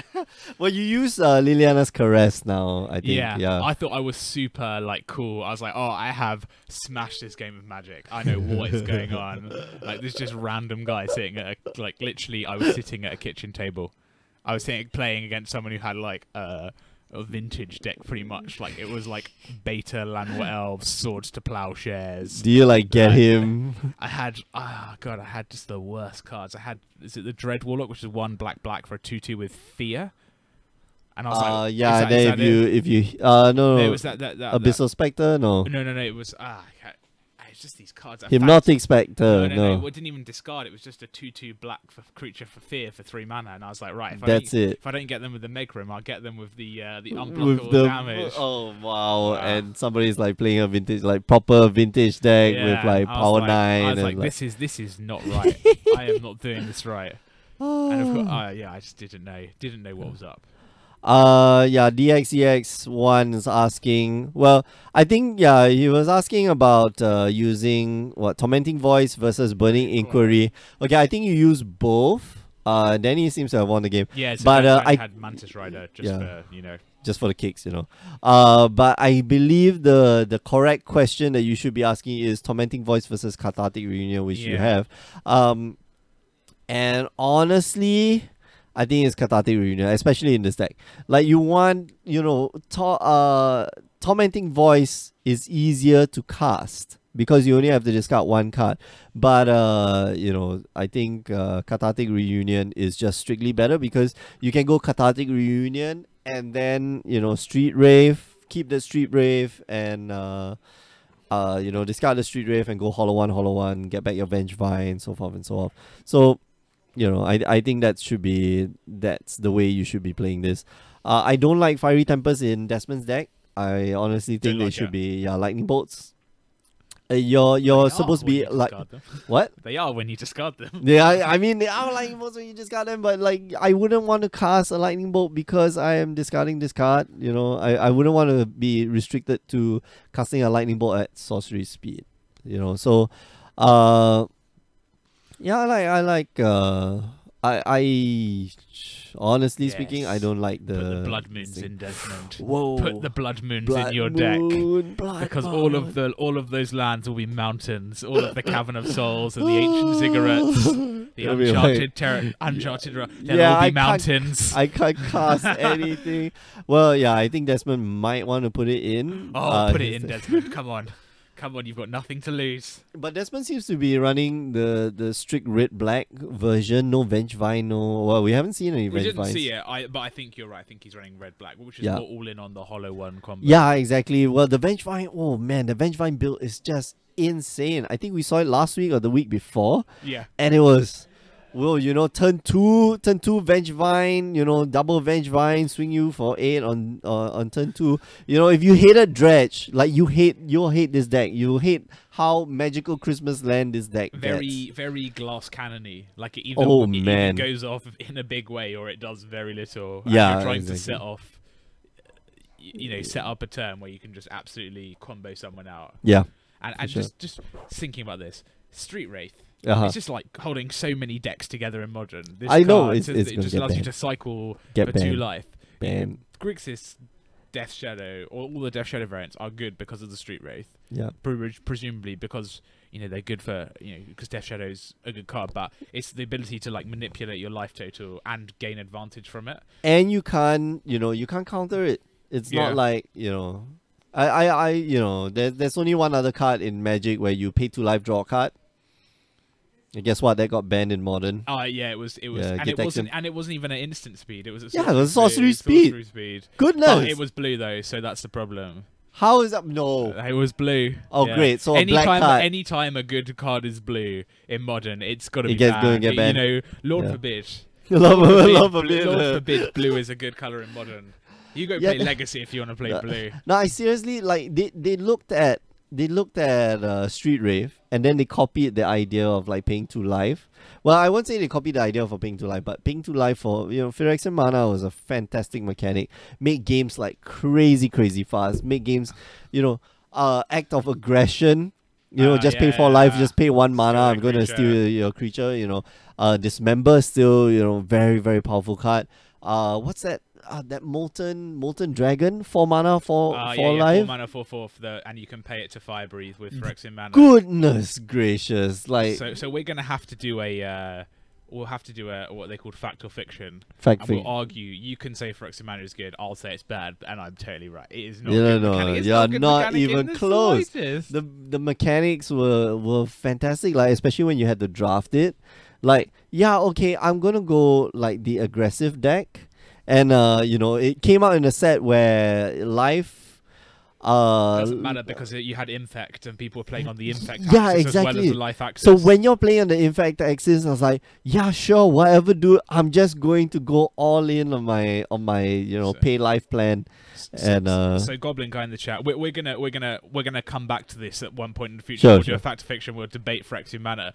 Goblin Guy in the chat saying Phyrexian Mana less broken than Storm, Affinity, or Delve. Phyrexian Mana is less broken than Storm. I agree, but needs more setup. Storm needs more setup to be good. Storm intrinsically by itself is not actually that good. You need to like fuel it.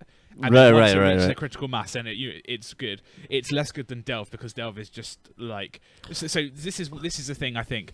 Phyrexian Mana allows you to trade in life as a resource. Yep. That's not good because life is a resource that should be managed. Delve allows you to trade in used cards in your graveyard as a resource. Again, that it can be they're too easily manipulated.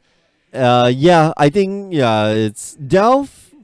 Well, Delve, I don't think it's too broken. I think it requires setup. Like you need. But I think the problem is that every time they try and make a card with Delve, people will just build decks.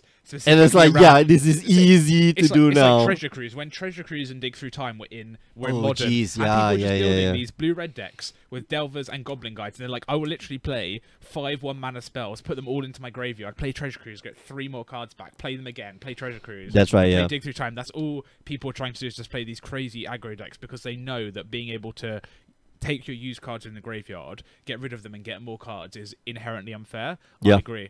I agree. I think Phyrexian Mana is more broken than Affinity. I agree. Yeah, Affinity is not that great. Like, Affinity requires requires that setup. Like, don't get confused between modular and Affinity, kids. Modular's the broken one. I think, in my personal opinion, I think modular with Arcbound Ravager is the one that's.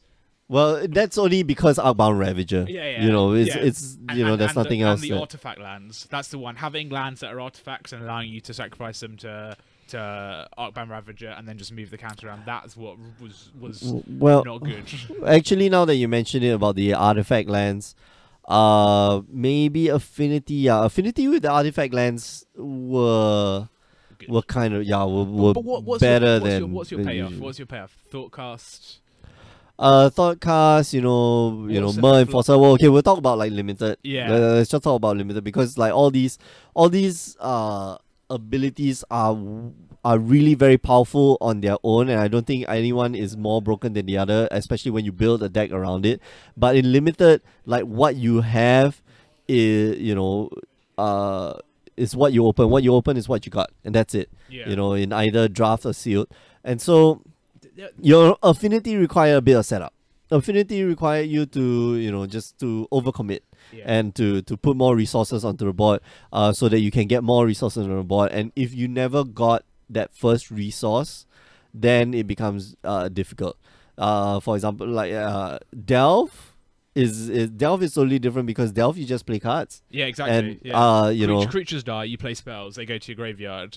And then you use those creatures, like you use those traded creatures for a bigger creature or something that has. And Phyrexian Mana is you have life, you use it instead of mana, which means that you can play more spells because you have more mana available. Yeah. Because instead of paying 1 black for your Dismember, you're paying 1 mana and then you're playing a spell on top of it as well. Yeah, exactly. So you're getting the mana utility, but you're trading in the life, but you don't really care about the life. Yeah, at some point you don't care about life, but Delve does cheat the curve. So does Phyrexian Mana. Come on, Phyrexian Mana is like you pay 4 mana for 4 mana for flying, It had haste in it. No, it didn't have have haste. haste. It's just 4/4 flying. It's Like still quite good though. yeah, 4 mana 4/4 flying. Like this, you won't get that kind of stats anywhere else except for maybe Thunderbreak region. Yeah.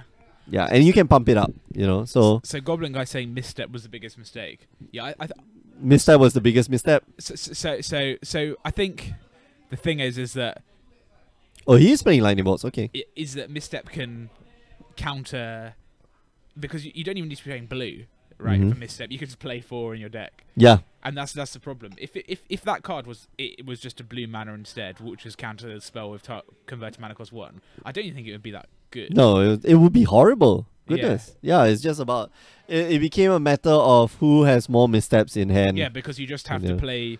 You have a misstep to counter their misstep, and then Yeah. so you're hoping to, and it just it's It's silly, dumb. It especially was in dumb. modern that was when you had Deathrite Shaman, which was super good, Oh yeah. and you'd Oh, just be jeez. like, oh, if I have if I have the misstep for their Deathrite Shaman, then I can play my own. That's pretty nice. Yeah. Or Lightning Bolt, or Path to Exile. Oh man. Yeah. So much theory crafting, but yeah, I don't think Phyrexian Mana is as broken as any of the others that were stated there. I feel You feel? Phyrexian Mana pretty balanced except for mental misstep. Except for we'll come in. We'll come back. We're circling the date on the Someday, calendar yeah. for when we can. Someday we'll come back to this I'm gonna have conversation. PowerPoint slides.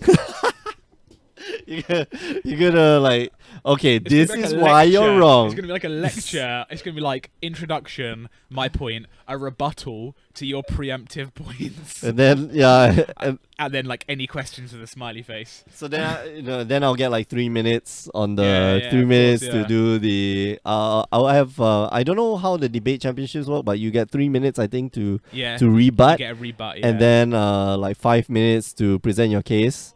And then your opponent gets like 2 minutes to rebut, and then like 4 minutes, and then slower, lesser and lesser and lesser. Yeah, Anyway. I agree. Anyway, So, looks like Danny's trying to set up the 1-2 wombo combo. so we've got we had turn 1 uncharted unclaimed territories. Yeah. The only one from Ixalan. I'm Play- guessing it says humans. Yeah, it says humans. I Play wonder. an Aetherval, take it up to 1. Turn 2, Aetherval, champion of the Parashin. Yep. Play an Ancient Ziggurat, which can tap for any colour as long as it's for a creature spell.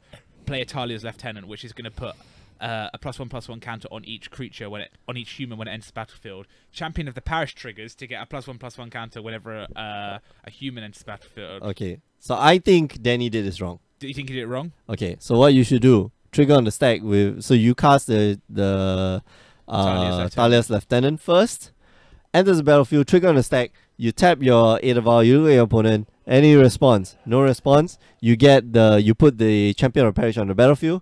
Put a +1/+1 counter on the Talia's Lieutenant, and now the Champion of Parish gets a +1/+1 counter as well. So I don't like him growing the Champion of Parish to 3. Okay. I think the Talia's Lieutenant, like both of them, should be like a 2/2. Because the maximum that Desmond can do now is to just wipe out the board. The best they can do now is to throw a Simian Spirit Guy and go Anger of the Gods and wipes out the board. Doing this doesn't save any of your creatures, but now spreads out the power. Yeah. And if So Lightning Bolt can still kill Champion of the Parish with 2 +1/+1 counters on. yes, exactly. So he's got to play around that. Like I totally don't agree with the play here. I think he should just like spread out the power. And if you're gonna do this, like just All I'm saying from Desmond, 2 words: Blood Moon. yeah. Come on now, show me the Blood Moon, Desmond. Blood Moon will like just mess Danny up. Like he can play 1 spell a turn. They go back. The advantage of Aetherval is that you can play 2 spells a turn. Like even on like turn 2, turn 3, you can start playing 2 spells a turn. You play that Blood Moon, then he goes back to 1 spell a turn. Like that's the best he can do. He can do okay, fine. It now gives you the ability to cast it at instant speed. Sure, show me what you got. You got that Reflector Mage, fine. Do you have do you have the what's his name? Mantis Rider? Oh, you do? Okay, I'm still gonna bolt it. So, seeing that Desmond just So I think Desmond's considering what his play is going to be. So he's got a swamp in hand. So I think he'll want to play that. But then the question is, does he want to advance his board? Does he want to advance his game plan, or does he want to sort of like take care of the champion of the parish before it gets too big? Too big, right? Yeah.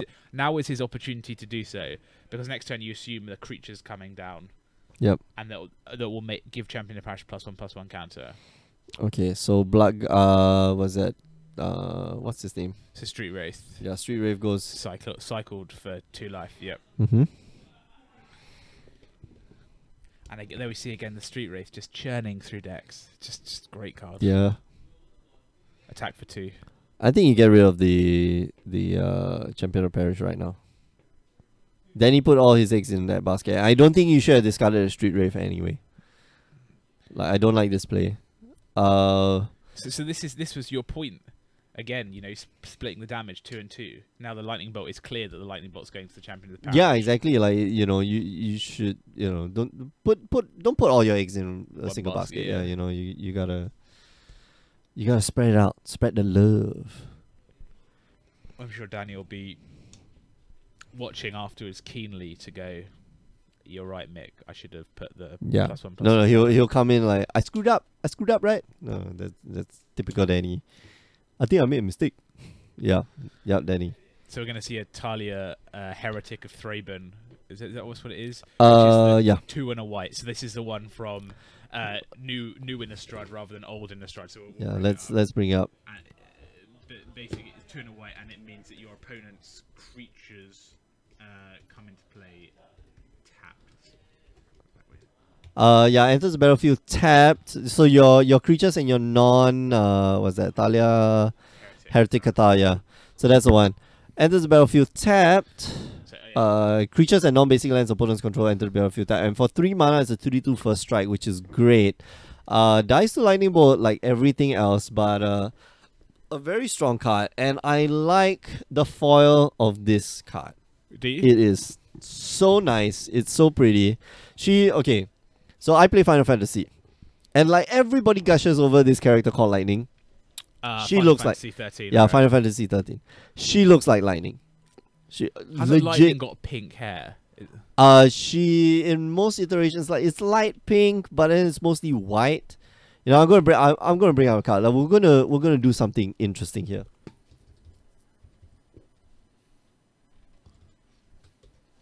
So we're gonna bring up like the. We're playing the game of how many other trading card games can we talk about? Yeah, can we talk about in one Magic stream tonight?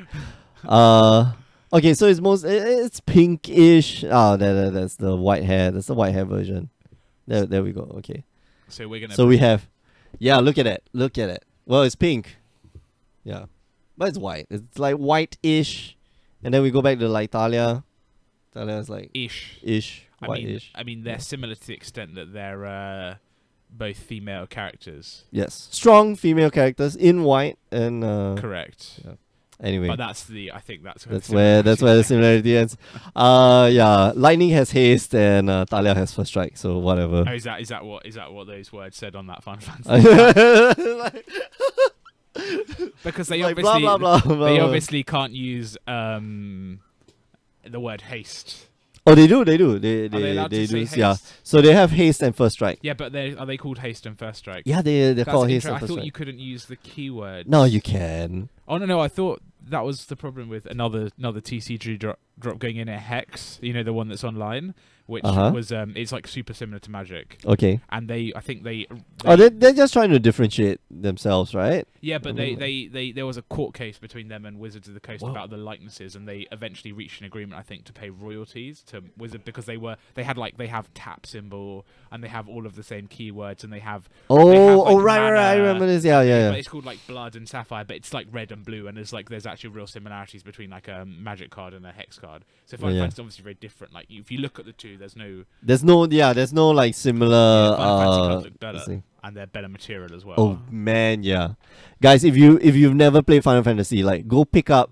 Just go to if you're local, go to like the Toyo game or something, or come to Grey Ogre Games and buy like a pack of Final Fantasy card game, and like tell me that the card stock is not better than Magic the Gathering it cards. is. It's 100 times better. It's like a credit card. Yeah, it's so nice. Oh well, okay, and I like the foil, because the foil is exactly how we used to print Magic foils, where we print a matte layer, a print layer on top of a foil. So it gives you, it gives you like this high contrast, and it tells you exactly how the card is made, because the cards have a background and then it has a foreground. So there's 2 layers of printing, which means there's 6 colors involved. So it goes through the printing, depending on, whether you're using 3 colors or 4 colors per roll. It goes through the printer, 6 times to 8 times, and to get you that card that you so love to play. And it is clear from the foils that you have a background layer, which means that there's 3 colors, and then a foreground layer. And this is, the background layer goes with the foil, and then the foreground layer just gets printed on. Okay. And it's so pretty. Serious card stuff. Yeah, this is like, we're getting deep. Go check it out, kids. Yeah. And just on the game, Danny's Danny's one, up yeah. on the back of a Mantis Rider, which had a lot of tokens on it, a lot of 1/1 counters on it. Whee! So yeah. So Goblin guy in the chat has asked, how do you like your tea? How do you drink your tea, Mick? Oh, okay. Wow. Okay, so I was going to prepare something else. We're gonna go deep. Yeah, let's we're answer gonna this. do- okay, Let's okay. answer this. Wait. I wanna end this section of the stream, then bring up a replay, so that we can talk about this. Okay. So if you just joined us, you're watching the Modern. It's the end of the round. We'll be back with round 3 in about 15 minutes. Most likely 15 minutes. Remember, you can join us on the stream every Tuesdays and Wednesdays, 8 p.m. Singapore time, twitch.tv/GreyOgreGames, youtube.com/GreyOgreGames, facebook.com/GreyOgreGames. You can also join us on Friday for some Final Fantasy action. You just got a preview of what the cards look like. They look awesome. They feel awesome. And the game is like really great. And I also do the commentary with very colorful people. Yeah, Danny giving advice. Ha ha ha ha ha. Exactly. What's that? And Power 9 yeah. podcasts. Yeah, Power 9 Podcast. Yeah, you go look for us on youtube.com/GreyOgreGames, Power 9 Podcast, power9podcast.com. Yeah. All right. Okay. We'll Let's it put on a on replay. let's put on a replay. And then let's answer the question about tea quickly. All right. How do you like your tea? How do I like my tea? Black. Black. Black, no sugar. Okay, wait, let me. Man, I need to. Okay, there we go. Okay, so replay of Meng I think Xuan and Meng Wilfred. Xuan's- We just Meng saw Xuan's a little bit. The We are previous live, one. by the Maybe way. let's. Oh, let's we are? Hello, everyone. I- Welcome back to our weekly You modern know, like, tournament you're- here at you're not Grey Ogre Games. British. It's more than Yes, modern. quite. My name is You Mick. I am one that's- of I your don't- You're a hosts. lie, sir. alongside the You are future living pro, a Alfred lie. I Poon. don't Hey, drink guys. caffeinated drinks. Wait, I got a new tea, I toy. don't drink coffee. I don't really drink like Coke or whatever. I do Wow. I like green tea. Right, okay. Very Alright. occasionally. I think Meng And I Xuan like, is Meng Xuan's over. It's called Genmaicha. Oh, matcha. Yeah. No, Genmaicha, which is it's wheat rice grain tea. What? Yeah, it's yeah. Oh, it says replay. Yeah. No. I turned I off the know, audio. Yeah, I saw the. Yeah, this and, thing. Thanks, DXX. And yeah, it's quite nice. Also Genmaicha, Yeah, genmaicha. Genmaicha. Yeah, it's like Japanese tea, which I Genmaicha, okay. picked up when I was there. Wow, So that's it's nice, but I don't drink tea. I'm not into the English breakfast tea or Yorkshire tea or Earl Grey or Lady Grey or any of the greys. Don't like tea. Don't like milk. Who are you? Yeah. No, Who are you, Mr. James Church Morley? And what have you done? Who are you, and what have you done with the real James? Yeah. What a segue. What's this? Yeah, man. I just like my tea black, like or red tea. That's what they call it. Is that Yeah, that's- Rubois? Robois CT. I don't know. Rubios, I Yeah, don't know. You know what it is. Yeah. yeah, but I just sometimes a little bit of sugar. Most of the times, just no sugar at all. Yeah, and well, sometimes I like it with milk. Well, it depends. Like most of the time, I just have a bag of like Dilma or like Okay. Lipton. Okay. I just make it myself in the office. It doesn't have a lot of Here's an interesting story about tea that I have. And I'm a heavy coffee drinker. I used to be a heavy coffee drinker. Like, especially when I went to Italy for studies. Like, I would drink coffee. They up the ante, and I would drink coffee 3 times a day, 4 times, 5 times a day. By the time I went back, by the time I left Italy, it was like a 4-day minimum 4-day cup of coffee a day. That's So disgusting. but that's because the coffee is so good. The coffee is crazy good. And then I went to Poland, and there is no good coffee. There's zero good coffee. You cannot find like black coffee. I like espressos. I like long blacks, and there's nothing good there. And then I was like, okay, I gotta stop drinking coffee. And literally, I had shivers. I had withdrawal symptoms. Like, how you, well, okay, I don't know. Most of you know, if you have drugs, if you smoked before and you stop smoking, that is exactly how it feels. Calm down. Yeah, you have, yeah. I know what you mean. Yeah. You have shivers, you have shakes, your headaches all the time, and you're jittery, and so I had to drink tea. So, to compensate, like I still need caffeine. And so now when I need the boost, then I just drink coffee. And the coffee at my workplace is like awesome. So right. Okay. No, yeah. not a no, not coffee, not coffee, not tea. A lot of water. Just beer. No, I don't drink alcohol. Wow. Whoa. Yeah. Do you even eat fish and chips, sir? Scones? No. I do like scones. You do like scones, I'm okay. partial. So people ask me this quite a lot. They're like, oh, you're English. You don't like drinking. Mm-hmm. Yes, that does happen. That's okay. occasionally. Yeah. My one vice in life is Magic Arts? No. no. I think you should only have one vice in life, and mine is most definitely food. Bacon. No, it's food, and I love food. Jesus. So what's okay? Let's go deep on getting to know James. What's your favorite dish? My favorite dish. Yeah, what's your favorite dish? Oh man, that's a tough question. Okay, let's So many layers broaden to it. that. So What's many your layers. favorite cuisine then? Oh, that's also very difficult. Cuisine, come on, cuisine is like cuisine is hard. How is it hard? So Like, pizza's my favorite food. all right. I love pizza. I'm big. So Neapolitan pizza, so from Naples, in Right, Italy, yes. it's like the super high temperature cooked in the pizza oven. Yep. Like minimal toppings. Yep. The middle's still a little bit soggy. Yep. None of this like deep pan or Hey. like give me the Neapolitan protected pizza. Just Delicious. Napolitana, Margherita Napolitana, yeah? That's the one. Yeah. Have you been to Naples? I have been to Naples. Have you tried the I have. Yeah. Did you go to that shop? I didn't. No. No. Well, that shop's not that great, but up Yeah. the street, Yeah. there's another one which whoa. So you're fantastic. talking about the shop where the margarita pizza was, quote unquote, like invented because Yeah. the Queen of Naples wanted a pizza or something like that, Yeah. and the guy just threw together what he had. He put some cheese on a pizza.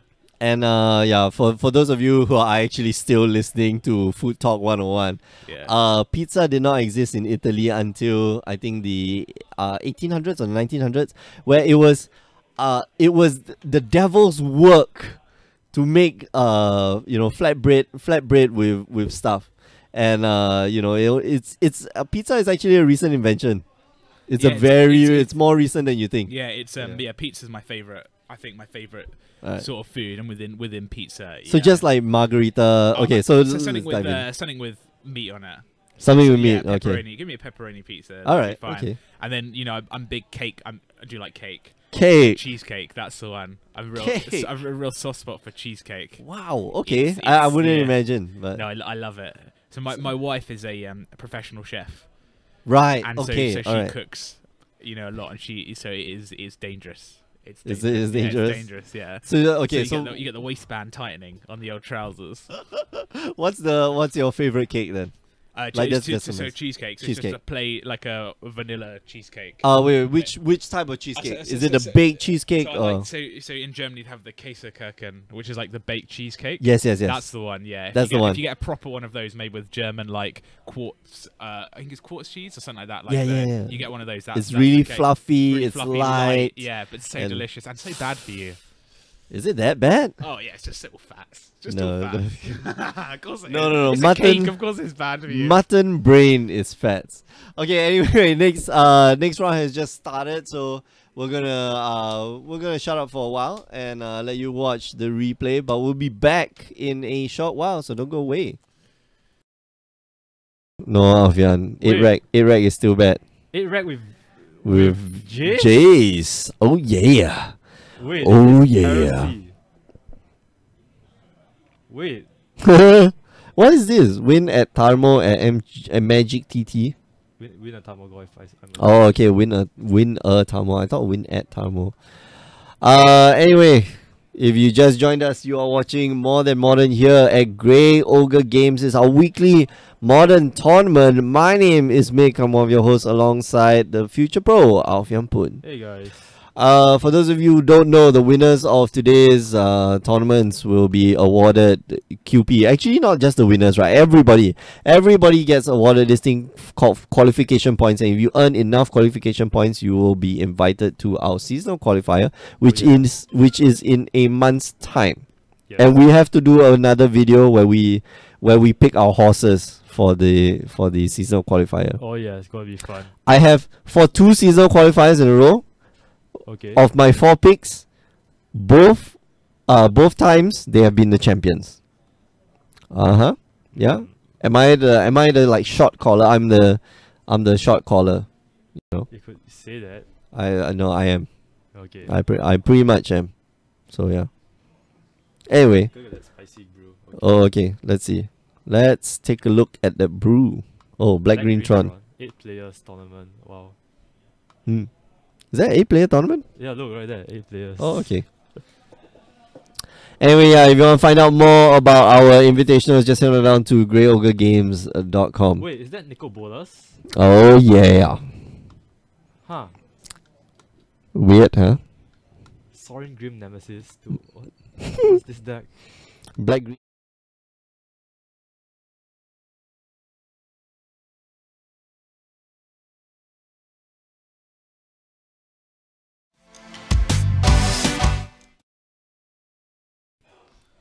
Hello everyone, welcome back to our weekly modern tournament here at Grey Ogre Games. It's More Than Modern. My name is Mick, I'm one of your hosts alongside the suit, Mr. James Church Morley. We're watching the match here between Ian and Idris. Round 1 we saw Thomas play, and now we're seeing his alter ego Idris. We did a name check. Yeah, It's not Thomas Idris, it's Idris Thomas. Idris Thomas, yeah, like Idris Elba. Obviously, like the more famous Idris is obviously the guy playing Magic at the moment with us. Yep, As exactly. opposed to Luther. Have you watched Luther? Oh no, no, I Idris haven't. Elba's like the detective series on BBC. It's good. It's good. All It's right, on okay. Netflix. If you go watch Luther, it's brilliant. All right. Or Heimdall in Thor. Oh yeah. Or He's Heimdall. or Or the chap in the Dark Tower. the gunslinger. That was an awful movie. Did not. That like was it. an awful movie. That Oh, was it was fun. That bad. was like, what's in the he holds up the can of Coke and like, what's in this, and like the kid's like, sugar. Yeah. Get me one of the sugar.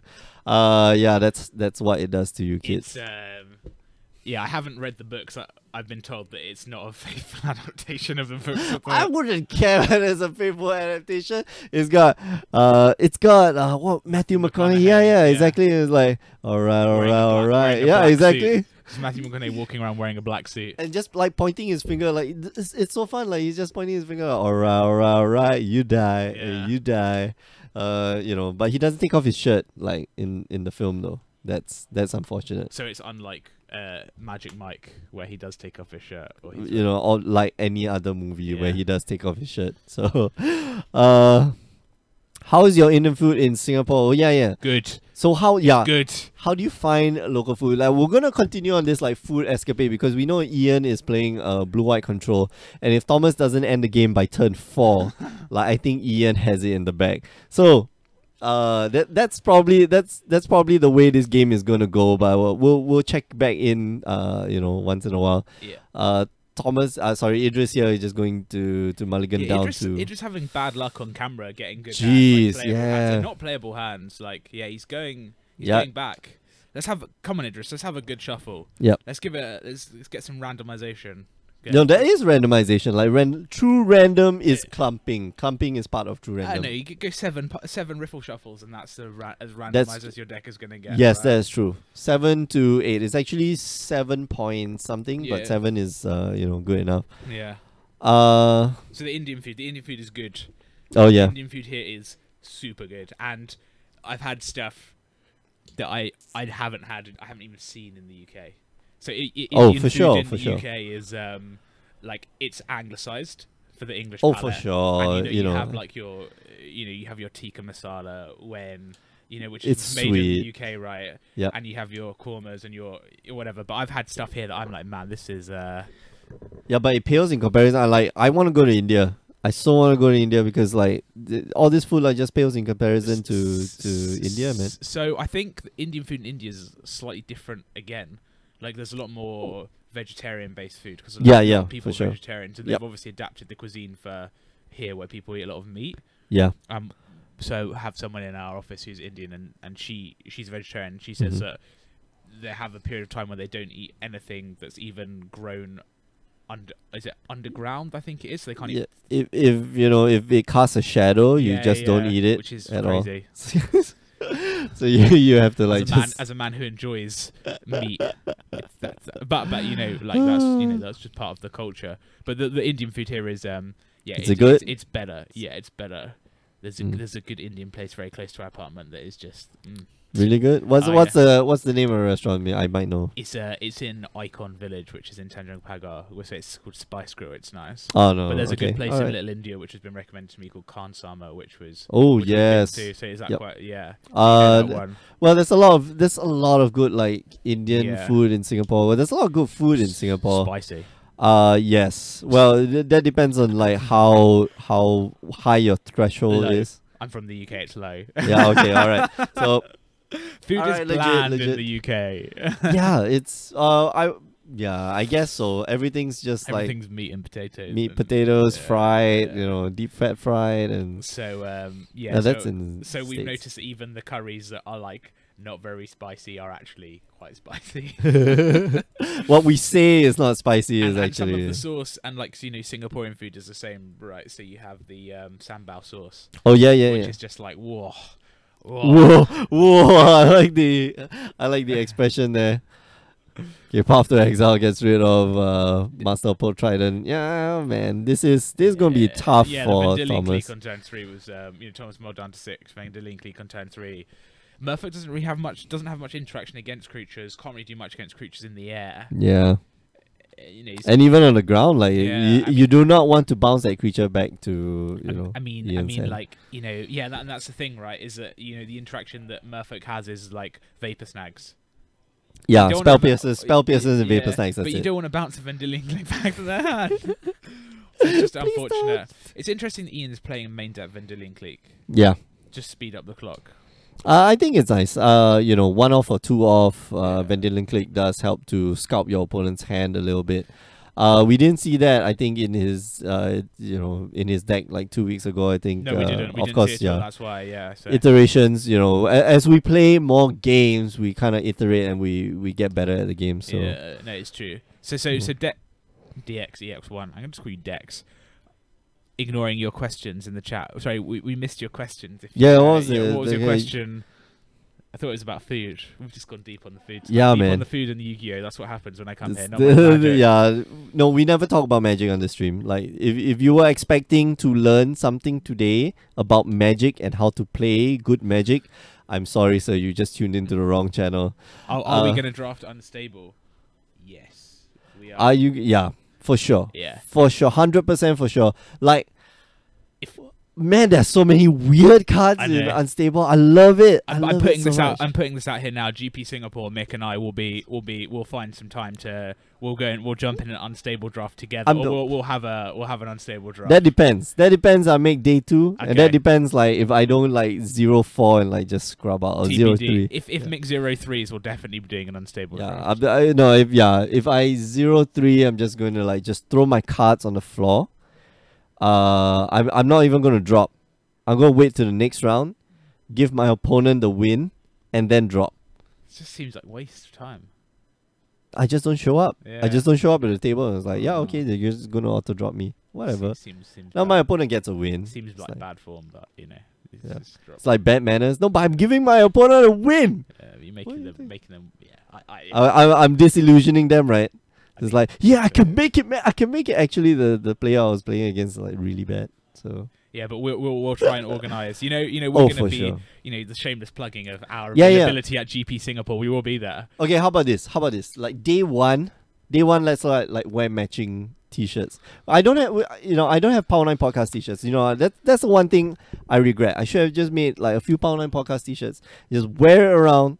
Just be like, Do yeah, you have whatever. a Grey Ogre Games t-shirt? Yeah, I have a Grey Ogre Games t-shirt, but I will that's- try and get one before GP Oh, we Singapore, can. and we'll wear a Grey Ogre Games t-shirt. Oh, we could wear. Okay, so we could. We still have spares of the The games. the Game convention. Start. Yeah, the Game Start t-shirt. So maybe we get a Game Start t-shirt. We'll walk around, and yeah, if you wanna play, Unstable Draft, I'm definitely going to draft Unstable. Like, Agree. whether I'm definitely going to draft it here on Saturday and Sunday. Grey Ogre Games. If you are in the vicinity, do come by and. Yeah, I may not. I might be going to the ballet. Are you going to the ballet? Oh, ballet. Oh, Not very classy. Not sir. my choice. What ballet is it? It's Swan Lake. Swan Lake. Swan Lake. Whoa. Yeah, so Whoa, Christmas a Day. classic. So classy and classic. Whoa. That's me. Yeah. Whoa. So afterwards, I'll have to go and like eat a kebab or something just to level it To out. level Do out. something No. You gotta sip a cup of tea with your little pinky out, man. Yeah, that's what we do. Yeah. Yeah. With China. Which, Yeah, with China. yeah. Ian here takes the first game Yeah, quite handily. Idris again stuck on stuck on 3 lands. Yeah. Spreading seas on his own land to try and find more land, but he just didn't have much. And in the face of the Vendilion click, it's just unfortunate that that's going to happen. And I honestly don't think that was a bad hand to keep. No, Like the beginning hand, like he needed just 2 mana, and he got 2 mana. I just don't but- think that Merfolk is favoured in this matchup either. I think it can go fast. Like It Thomas has to, here, though, because surely Supreme Verdict just totally wrecks your board. So yeah. Mick, I tell my local friends to go to Grey Ogre Games booth at GP's. I try to promote the store. Thank you very much. Although we don't work for the store at all, which is why we don't talk about we don't talk about Magic here. We just sit around and we just like, oh, okay, having the fun. And no, that's how I treat. That's how I treat the streams that are not the high level. Like, okay, I won't say this is not high level play, but we do have streams for RPTQ. We do have streams for PPTQs as well as our monthlies. If you want to find out more, you want to watch all the replays, just go youtube.com/GreyOgreGames. Just go on down to our website, GreyOgreGames.com. But beyond that, for these like casual nights, Tuesdays and Wednesdays, like our approach to streaming, me and Alfian's approach to streaming is just to sit back, relax. Join us on a couch as we look at, we watch people play a game of Magic and just have a good conversation, Have a whether it's about conversation, just Magic or not Magic. What I put it, how I describe it is like baseball commentary. If you have ever watched baseball, yeah. the two casters or the two presenters, Yeah. they enter the box and then they say, hi, my name's what? My name's usually it's like, hi, my name's, and then the other guy's like, hi, and then they go through the roster, all 9 players, who's the designated hitter, and then they don't talk about baseball anymore. Like there is zero. They say, oh man, he hit the ball, and that's about it. So I imagine that's all baseball commentators say though. He hit the ball. he hit the ball, yeah. That's He pretty hit much the a crux of the single. game, It's a double. Oh, he scored a point. It's like, yeah, We that's are, not very fun. Yeah, we're gonna try and We're emulating in baseball. the yeah. longer term, I think we can try and have some recurring segments. We had the get to know Mick, Yeah. and we'll have some maybe we'll try and do something more recurring. But we'll see. That's in the pipeline for 2022. We'll make it happen. Don't worry. Especially for modern on a Wednesday, we'll have some fun. Modern so diverse. There's a lot of exactly. a lot of talking points about it as well. People like talking about modern. Yeah. And I like talking about modern. I think it's interesting, and I think it's dynamic, and I think there's a lot of things to say, and there's a lot of things, debates you can have about. Oh yeah, for sure. Especially around ban list and should cards be banned, what's good, what's not good. Yep. What particular type of deck you can play. Even now we see the Merfolk. Should it be blue? Should it be blue green? Yeah, exactly. Yeah, there's a lot of. I mean, it's the reason why we started a podcast. Like, there's just so many things to cover. Like, you just can't finish it, and by the time you get through a section, or you get through like something that you really wanted to talk about, like I've always wanted to talk about the reserve list. Like, what do we do with this monster called the reserve list? How can we break it? How Leave can it? we, Just leave it. how can we leave it? No, but you leave it alone, then like how do you promote the format called Legacy? How do you promote the format called Vintage? You don't.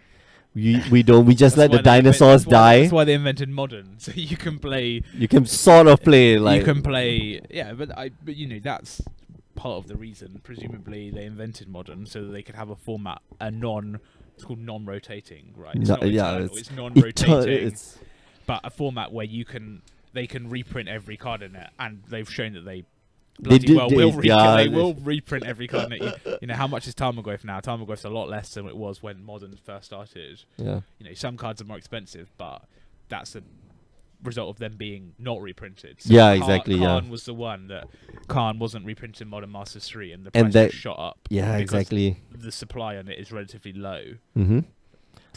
from you know New Phyrexia and then Modern Masters 2. Goblin guy saying you are volunteer workers. No, not exactly. Yes, DEXEX is correct. We train in our time. We train in our time and a little bit of effort. Actually, quite a bit of effort. You know, instead of playing Magic, we talk about Magic. And I just like talking about Magic. To be yeah, honest. I yeah, think that's it's- true. You know, I think it's good. So actually, I think okay. So I'm gonna make a comment. I don't think Ian should be playing Serum Visions in this deck. you don't like it. I think he should be playing Opt. So remember we had the conversation about Serum Visions versus Opt. Right? Yeah. Serum Visions is great in a Storm deck, not so great in a control deck. I think you know, as a control deck, you never tap out. You should never tap out, not even for Serum Visions. Like Opt should be the optimal card for you because you do it end step. And you look at the card and you say no, and then drop it onto the bottom of the library and you draw another card. And then your next turn is the draw step and you draw a card. Like, I think that should be the way because, you know, you never want to find yourself in a situation where, you know, Can't you're tapped out. respond, Yeah, yeah. you can't respond. Yen's deck, though, is slightly different. He does have, you know, some counter spells, mana leaks, negates. Which is why, you know, I don't think Serum Visions belongs in this shell. I really think, you know, Yen should try something like Opt, you know, to get the ball rolling. Ooh, Stony Silence. Stony Silence. All right. Wow, that's interesting. So presumably he's brought that in specifically for the Ether Vials. Yeah, for sure. For sure. I know. That is I would. I mean, like against Merfolk, you'd bring it in. Yeah, you need to stop your opponent from going 2 spells a turn.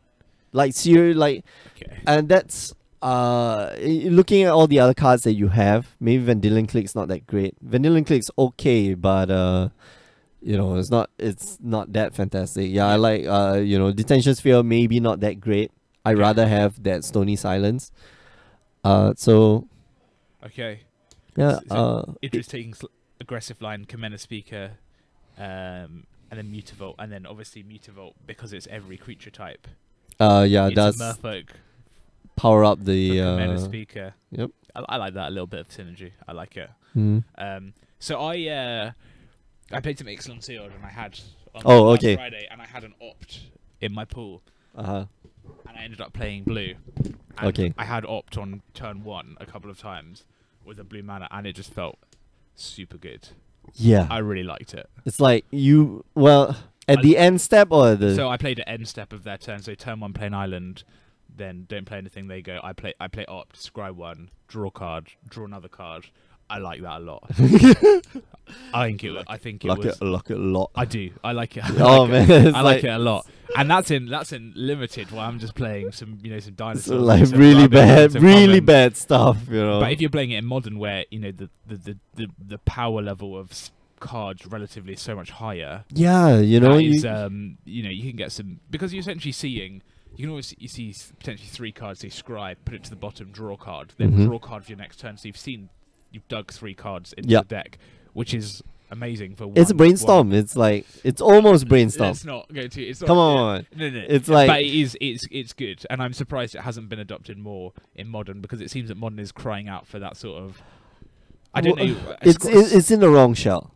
I think this belongs in a whoa. Wow, so we're getting aggressive with the mutavolts. No, I think there it so goes, before Cryptic, so I think there's gonna be a spell pierce here. I think so. Yep. Island, spell pierce, cry. But Ian has to do it though, doesn't he? He has to, because it's going to knock him down to 7. Yep. Yeah, there it Yep. is. Dispel, not spell Dispel, pierce. Okay. okay. All right. So yeah. I mean, like, okay. So we had this conversation before. We're just gonna have it again. Like, it needs a right shell. Like, if you're playing Storm, the two decks that call out for it are like probably Storm decks and Delve decks, right? Yeah. I think it belongs in the Delve deck, not in the Storm deck, because the Storm deck you want to cast all the spells on that turn itself. Like, you want to go off on that turn. And Opt will help you do that. Serum Vision does that better than Opt. Yeah. Because the Storm deck doesn't mind tapping out because it's not going to do anything. You're not really interacting. Yeah, You're exactly. You're It's like, playing by yourself in a corner. yeah, exactly. Just have Game one. have a little fun time with yourself. It's true, right? You're just playing. Bow chicken wow wow. Yeah, it's just. So yeah, it's strange. It's strange but true. I won't lie. Okay, so what is Idris here gonna do? Marrow Regerie, and just passes the turn. So okay, he's gonna make one. Yeah, I don't know how. So how do you feel about him not playing the Regerie and just attacking with both Mutavaults to put Ian down to 1? down To down 3. To 3. Yeah. I prefer the Mirror Regerie because you're advancing your board. Okay. You're still advancing your board, and there's nothing else that Ian can do. Well, right now he can cast what's his name, the Elspeth, create 3/1/1 blockers, and pray to God Idris here doesn't have a lot, because if he has a lot, that's it. Yeah. Then the game is over. Like, he has a lot of Atlantis or Merfolk or Pearl Trident, like, that's it. The game is done. Full stop. Let's see whether I put in soldier tokens, or I may not have. Oh dear. Oh no. That's disappointing. Oh no, there's another half. Okay. I'm pretty sure I did. There we go. There we go. Oh no, they're warrior tokens. Whoops. I know Elspeth exists in the modern format. Come on. What creates warrior tokens though? The X, white and X at instant speed. Oh, settle the wastes. Yeah. The Okay, yeah. something the waste. Yeah. Yeah, settle the waste. X white. Not create settle the X. waste. Yeah, secure the waste. Secure the waste. Yeah, Yeah. secure the waste.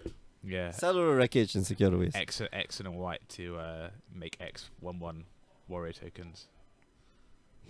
So what's going on here? So we're gonna get some tapping. Yeah, there it is. Okay. So I think that's a harbinger of the tides to tap. No, it's not Harbinger. No, it's not. It's what's his name? Is that another Marrow Regerie? Let's look up Marrow Regerie. There's different arts to it. Yeah, because he's got 2 taps from it. That's why.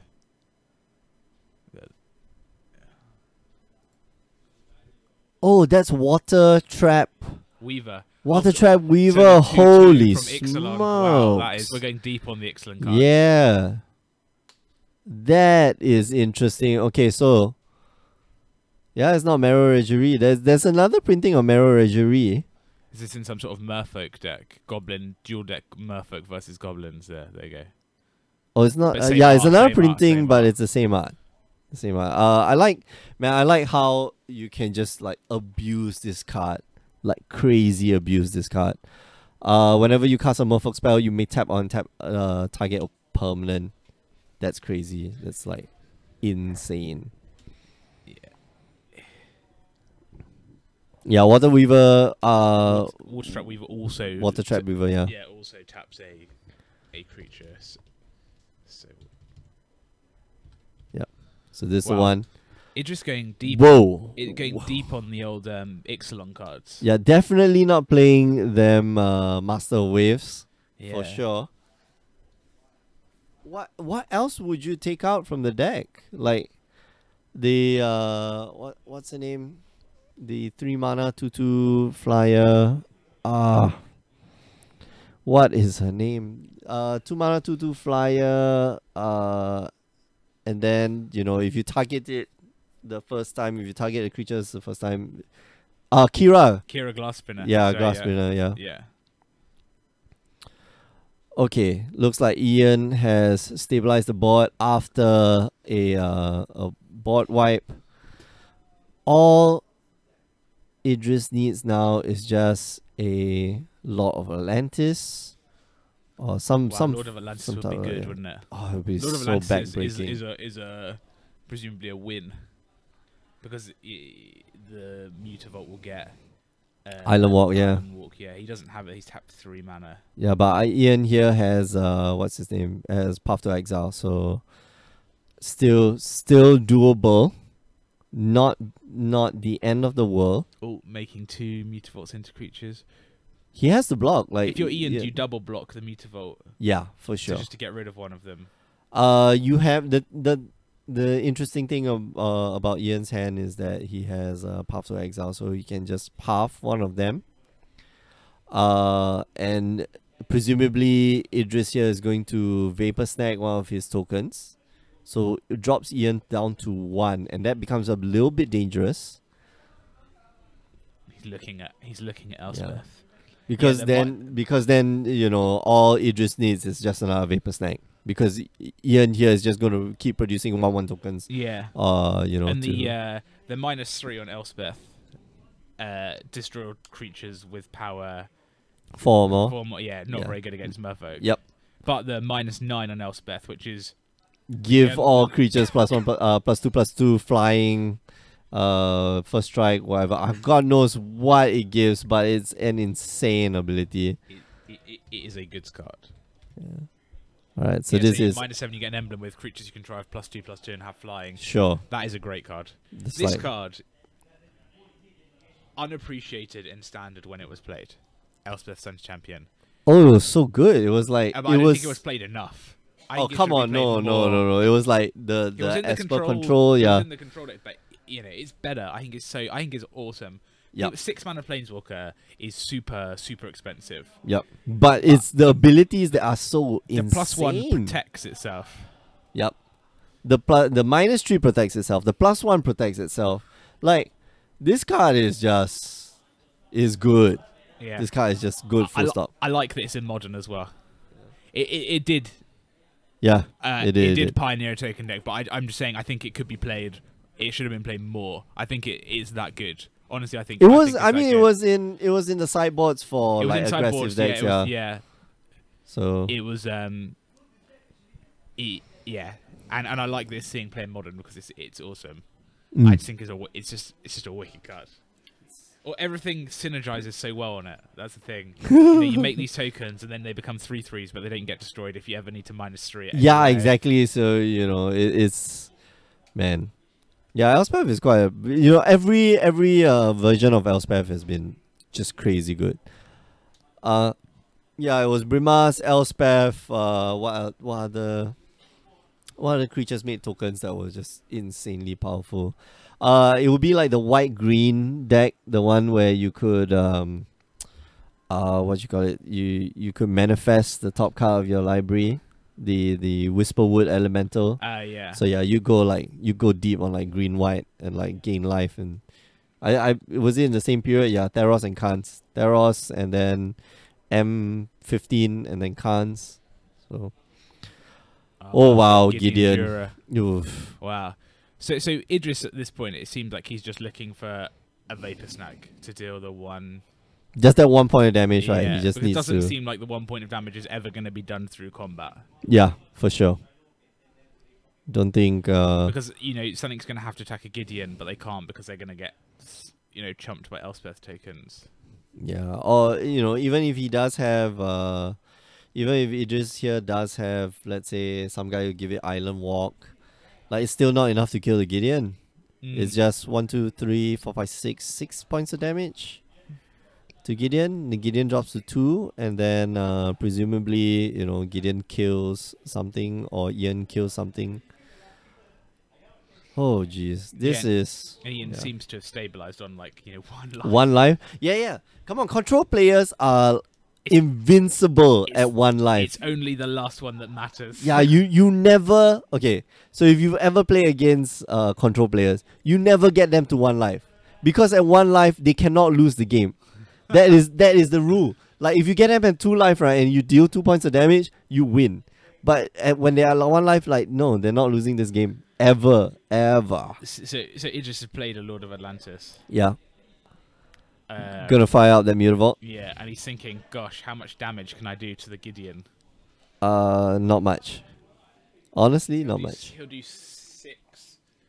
He'll do 6 damage to Oh, the he'll do Gideon. So that's it. He'll do 7, right? 6. mut- The branch walker. Oh, the It's a- branch walker it's is a 3 2/1. It says 3/2 because it's got a +1/+1 counter. Sure, it do Uh, 7 points yeah, of do damage. 7, And but like, Gideon will survive, and then Gideon goes back mm. up again. So, Idris here must be thinking, okay, I can play another card this turn instead of animating my what's his name, the Mutavault. So, oh yeah, Rebel Masters. Yes, Rebel Yeah, Master, that's a good Brimas, card. Rebel Master. Man, that deck was kind of gross. Honestly, that deck was, and before Ravnica, before Theros was Ravnica. No, before Theros, what was before Theros? Was that Oh, Return to Ravnica? No, that was long ago. I think it might have been. Ah. We're Before- gonna look. This is important. Yeah, this is very important because I remember there being like some really jank red white deck with some ambushes. Not just Goblin Ram Masters, Foundry Street Denizens. Yeah, that was kind of gross. Pack Rats, yeah. Oh, it was RTR. Okay, so yeah, it was Ravnica. So yeah, Pack Rats and stuff. It was mono black devotion, mono blue devotion. Yeah. So you had mono black devotion with Pack Rat and Night Veil Spectre. Night which was Veil Spectre, yeah. yeah, So, and and Underworld Thoughtseize, Underworld Currents. Connections, Oh, yeah. jeez. That was a bad time. and then mono blue devotion, which also had Night Veil Spectre in, And but had Master of Waves in, because the Night Veil Spectre gives you 3 blue symbols, and then Master Yeah. of Waves just make the elemental tokens and just jeez, yeah. that was a bad. So the that was a bad Boros time. deck at the time had Chain to the Rocks. Do you remember that Enchanted yeah, Mountain? yeah, and then yeah. exile a creature until it leaves play. Oh, that was hilarious. Like Yeah. Chain to the Rocks was so good. We had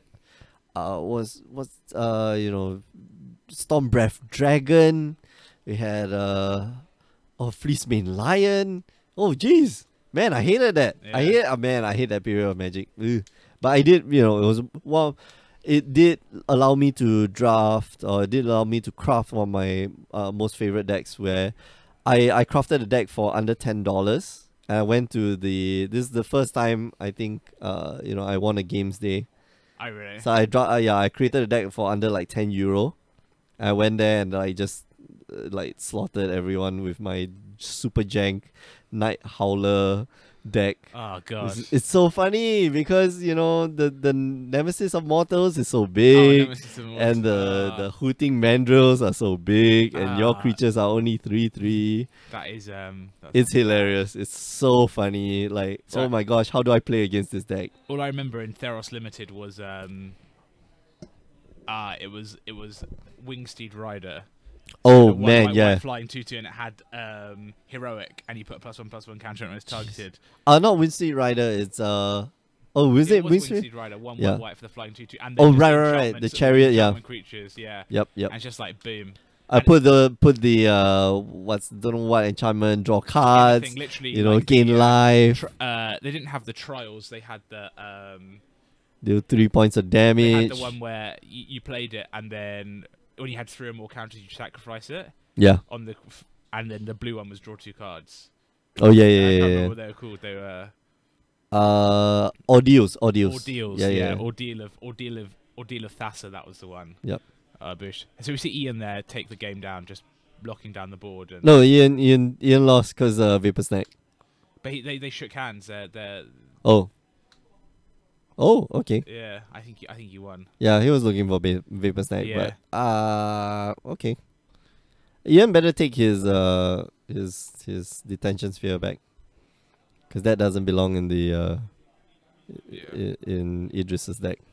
And Idris should take back his Kumena speaker. Yeah. Okay, cool. Fleece main Lion, like unkillable 2/2. Yeah. You can 3/3. 3/3, yeah. Blue white. So it's a 3/3 a watch wolf. And with then the ability three to white become. green monstrosity 1 becomes hexproof. I'm like 4/4, shaking my head and so bad. indestructible. Who invents that card? Yeah. Who goes, I got a great idea for a card. Hey guys, I got this fantastic idea. Hexproof How about give and it indestructible? Yeah, I'm and not getting hexproof. this. Yeah. Okay. And no like remove from game like Yeah. bot sweep. No, it's Just so bad. I although I like Theros because of that, like they had such good removal. Like what's that? The 2 mana -3/-3, and then for all the guys with the same name. Oh yes, yeah. I can't remember. What is it? I forget what's They had I thought Searing Blood. They had Theros Limited, Theros, Triple Theros I think it was alright. yeah. Oh, it was legit. Once you got down Born of the Gods and Journey to Nyx, Then significantly worse. things got Yeah, really bad. Some of them were they were not. Nyx Fleece Ram, Nyx Fleece Ram, not just limited bomb. It was like sideboard all star. Yeah, against someone on a red deck. Yeah, Yeah, because so it's good. 0/4 blocker, right? Yep. And gain 1 life. 0/5, 0/5 blocker. Gain 1 life at the beginning of upkeep. Just So good. casual card. People Yeah. love that card. Yep. In Too good. foil. Too Yeah. good. Okay. So that ends our discussion for the night. Thanks for watching. Congrats to Ian. Better luck next time, Idris. But I think Idris just very bad luck on Unlucky. Yeah. Maybe we shouldn't put it on the stream because there's this curse of the feature match. Someone has to win and someone has to lose. It's only two. It's I know, zero-sum games. All right, we're going to call it a night. Thanks for joining us. Remember, you can watch us every Tuesdays and Wednesdays, 8 p.m. Singapore time. You can also join us on Fridays if you like them Final Fantasy. And I do implore you, do watch the Final Fantasy. It's fun. Remember, you can catch all the replays, youtube.com/GreyOgreGames. If you want to find out more about the invitationals, just head on down to GreyOgreGames.com. All right, so for myself and James, we are signing off. So see you guys. Bye-bye.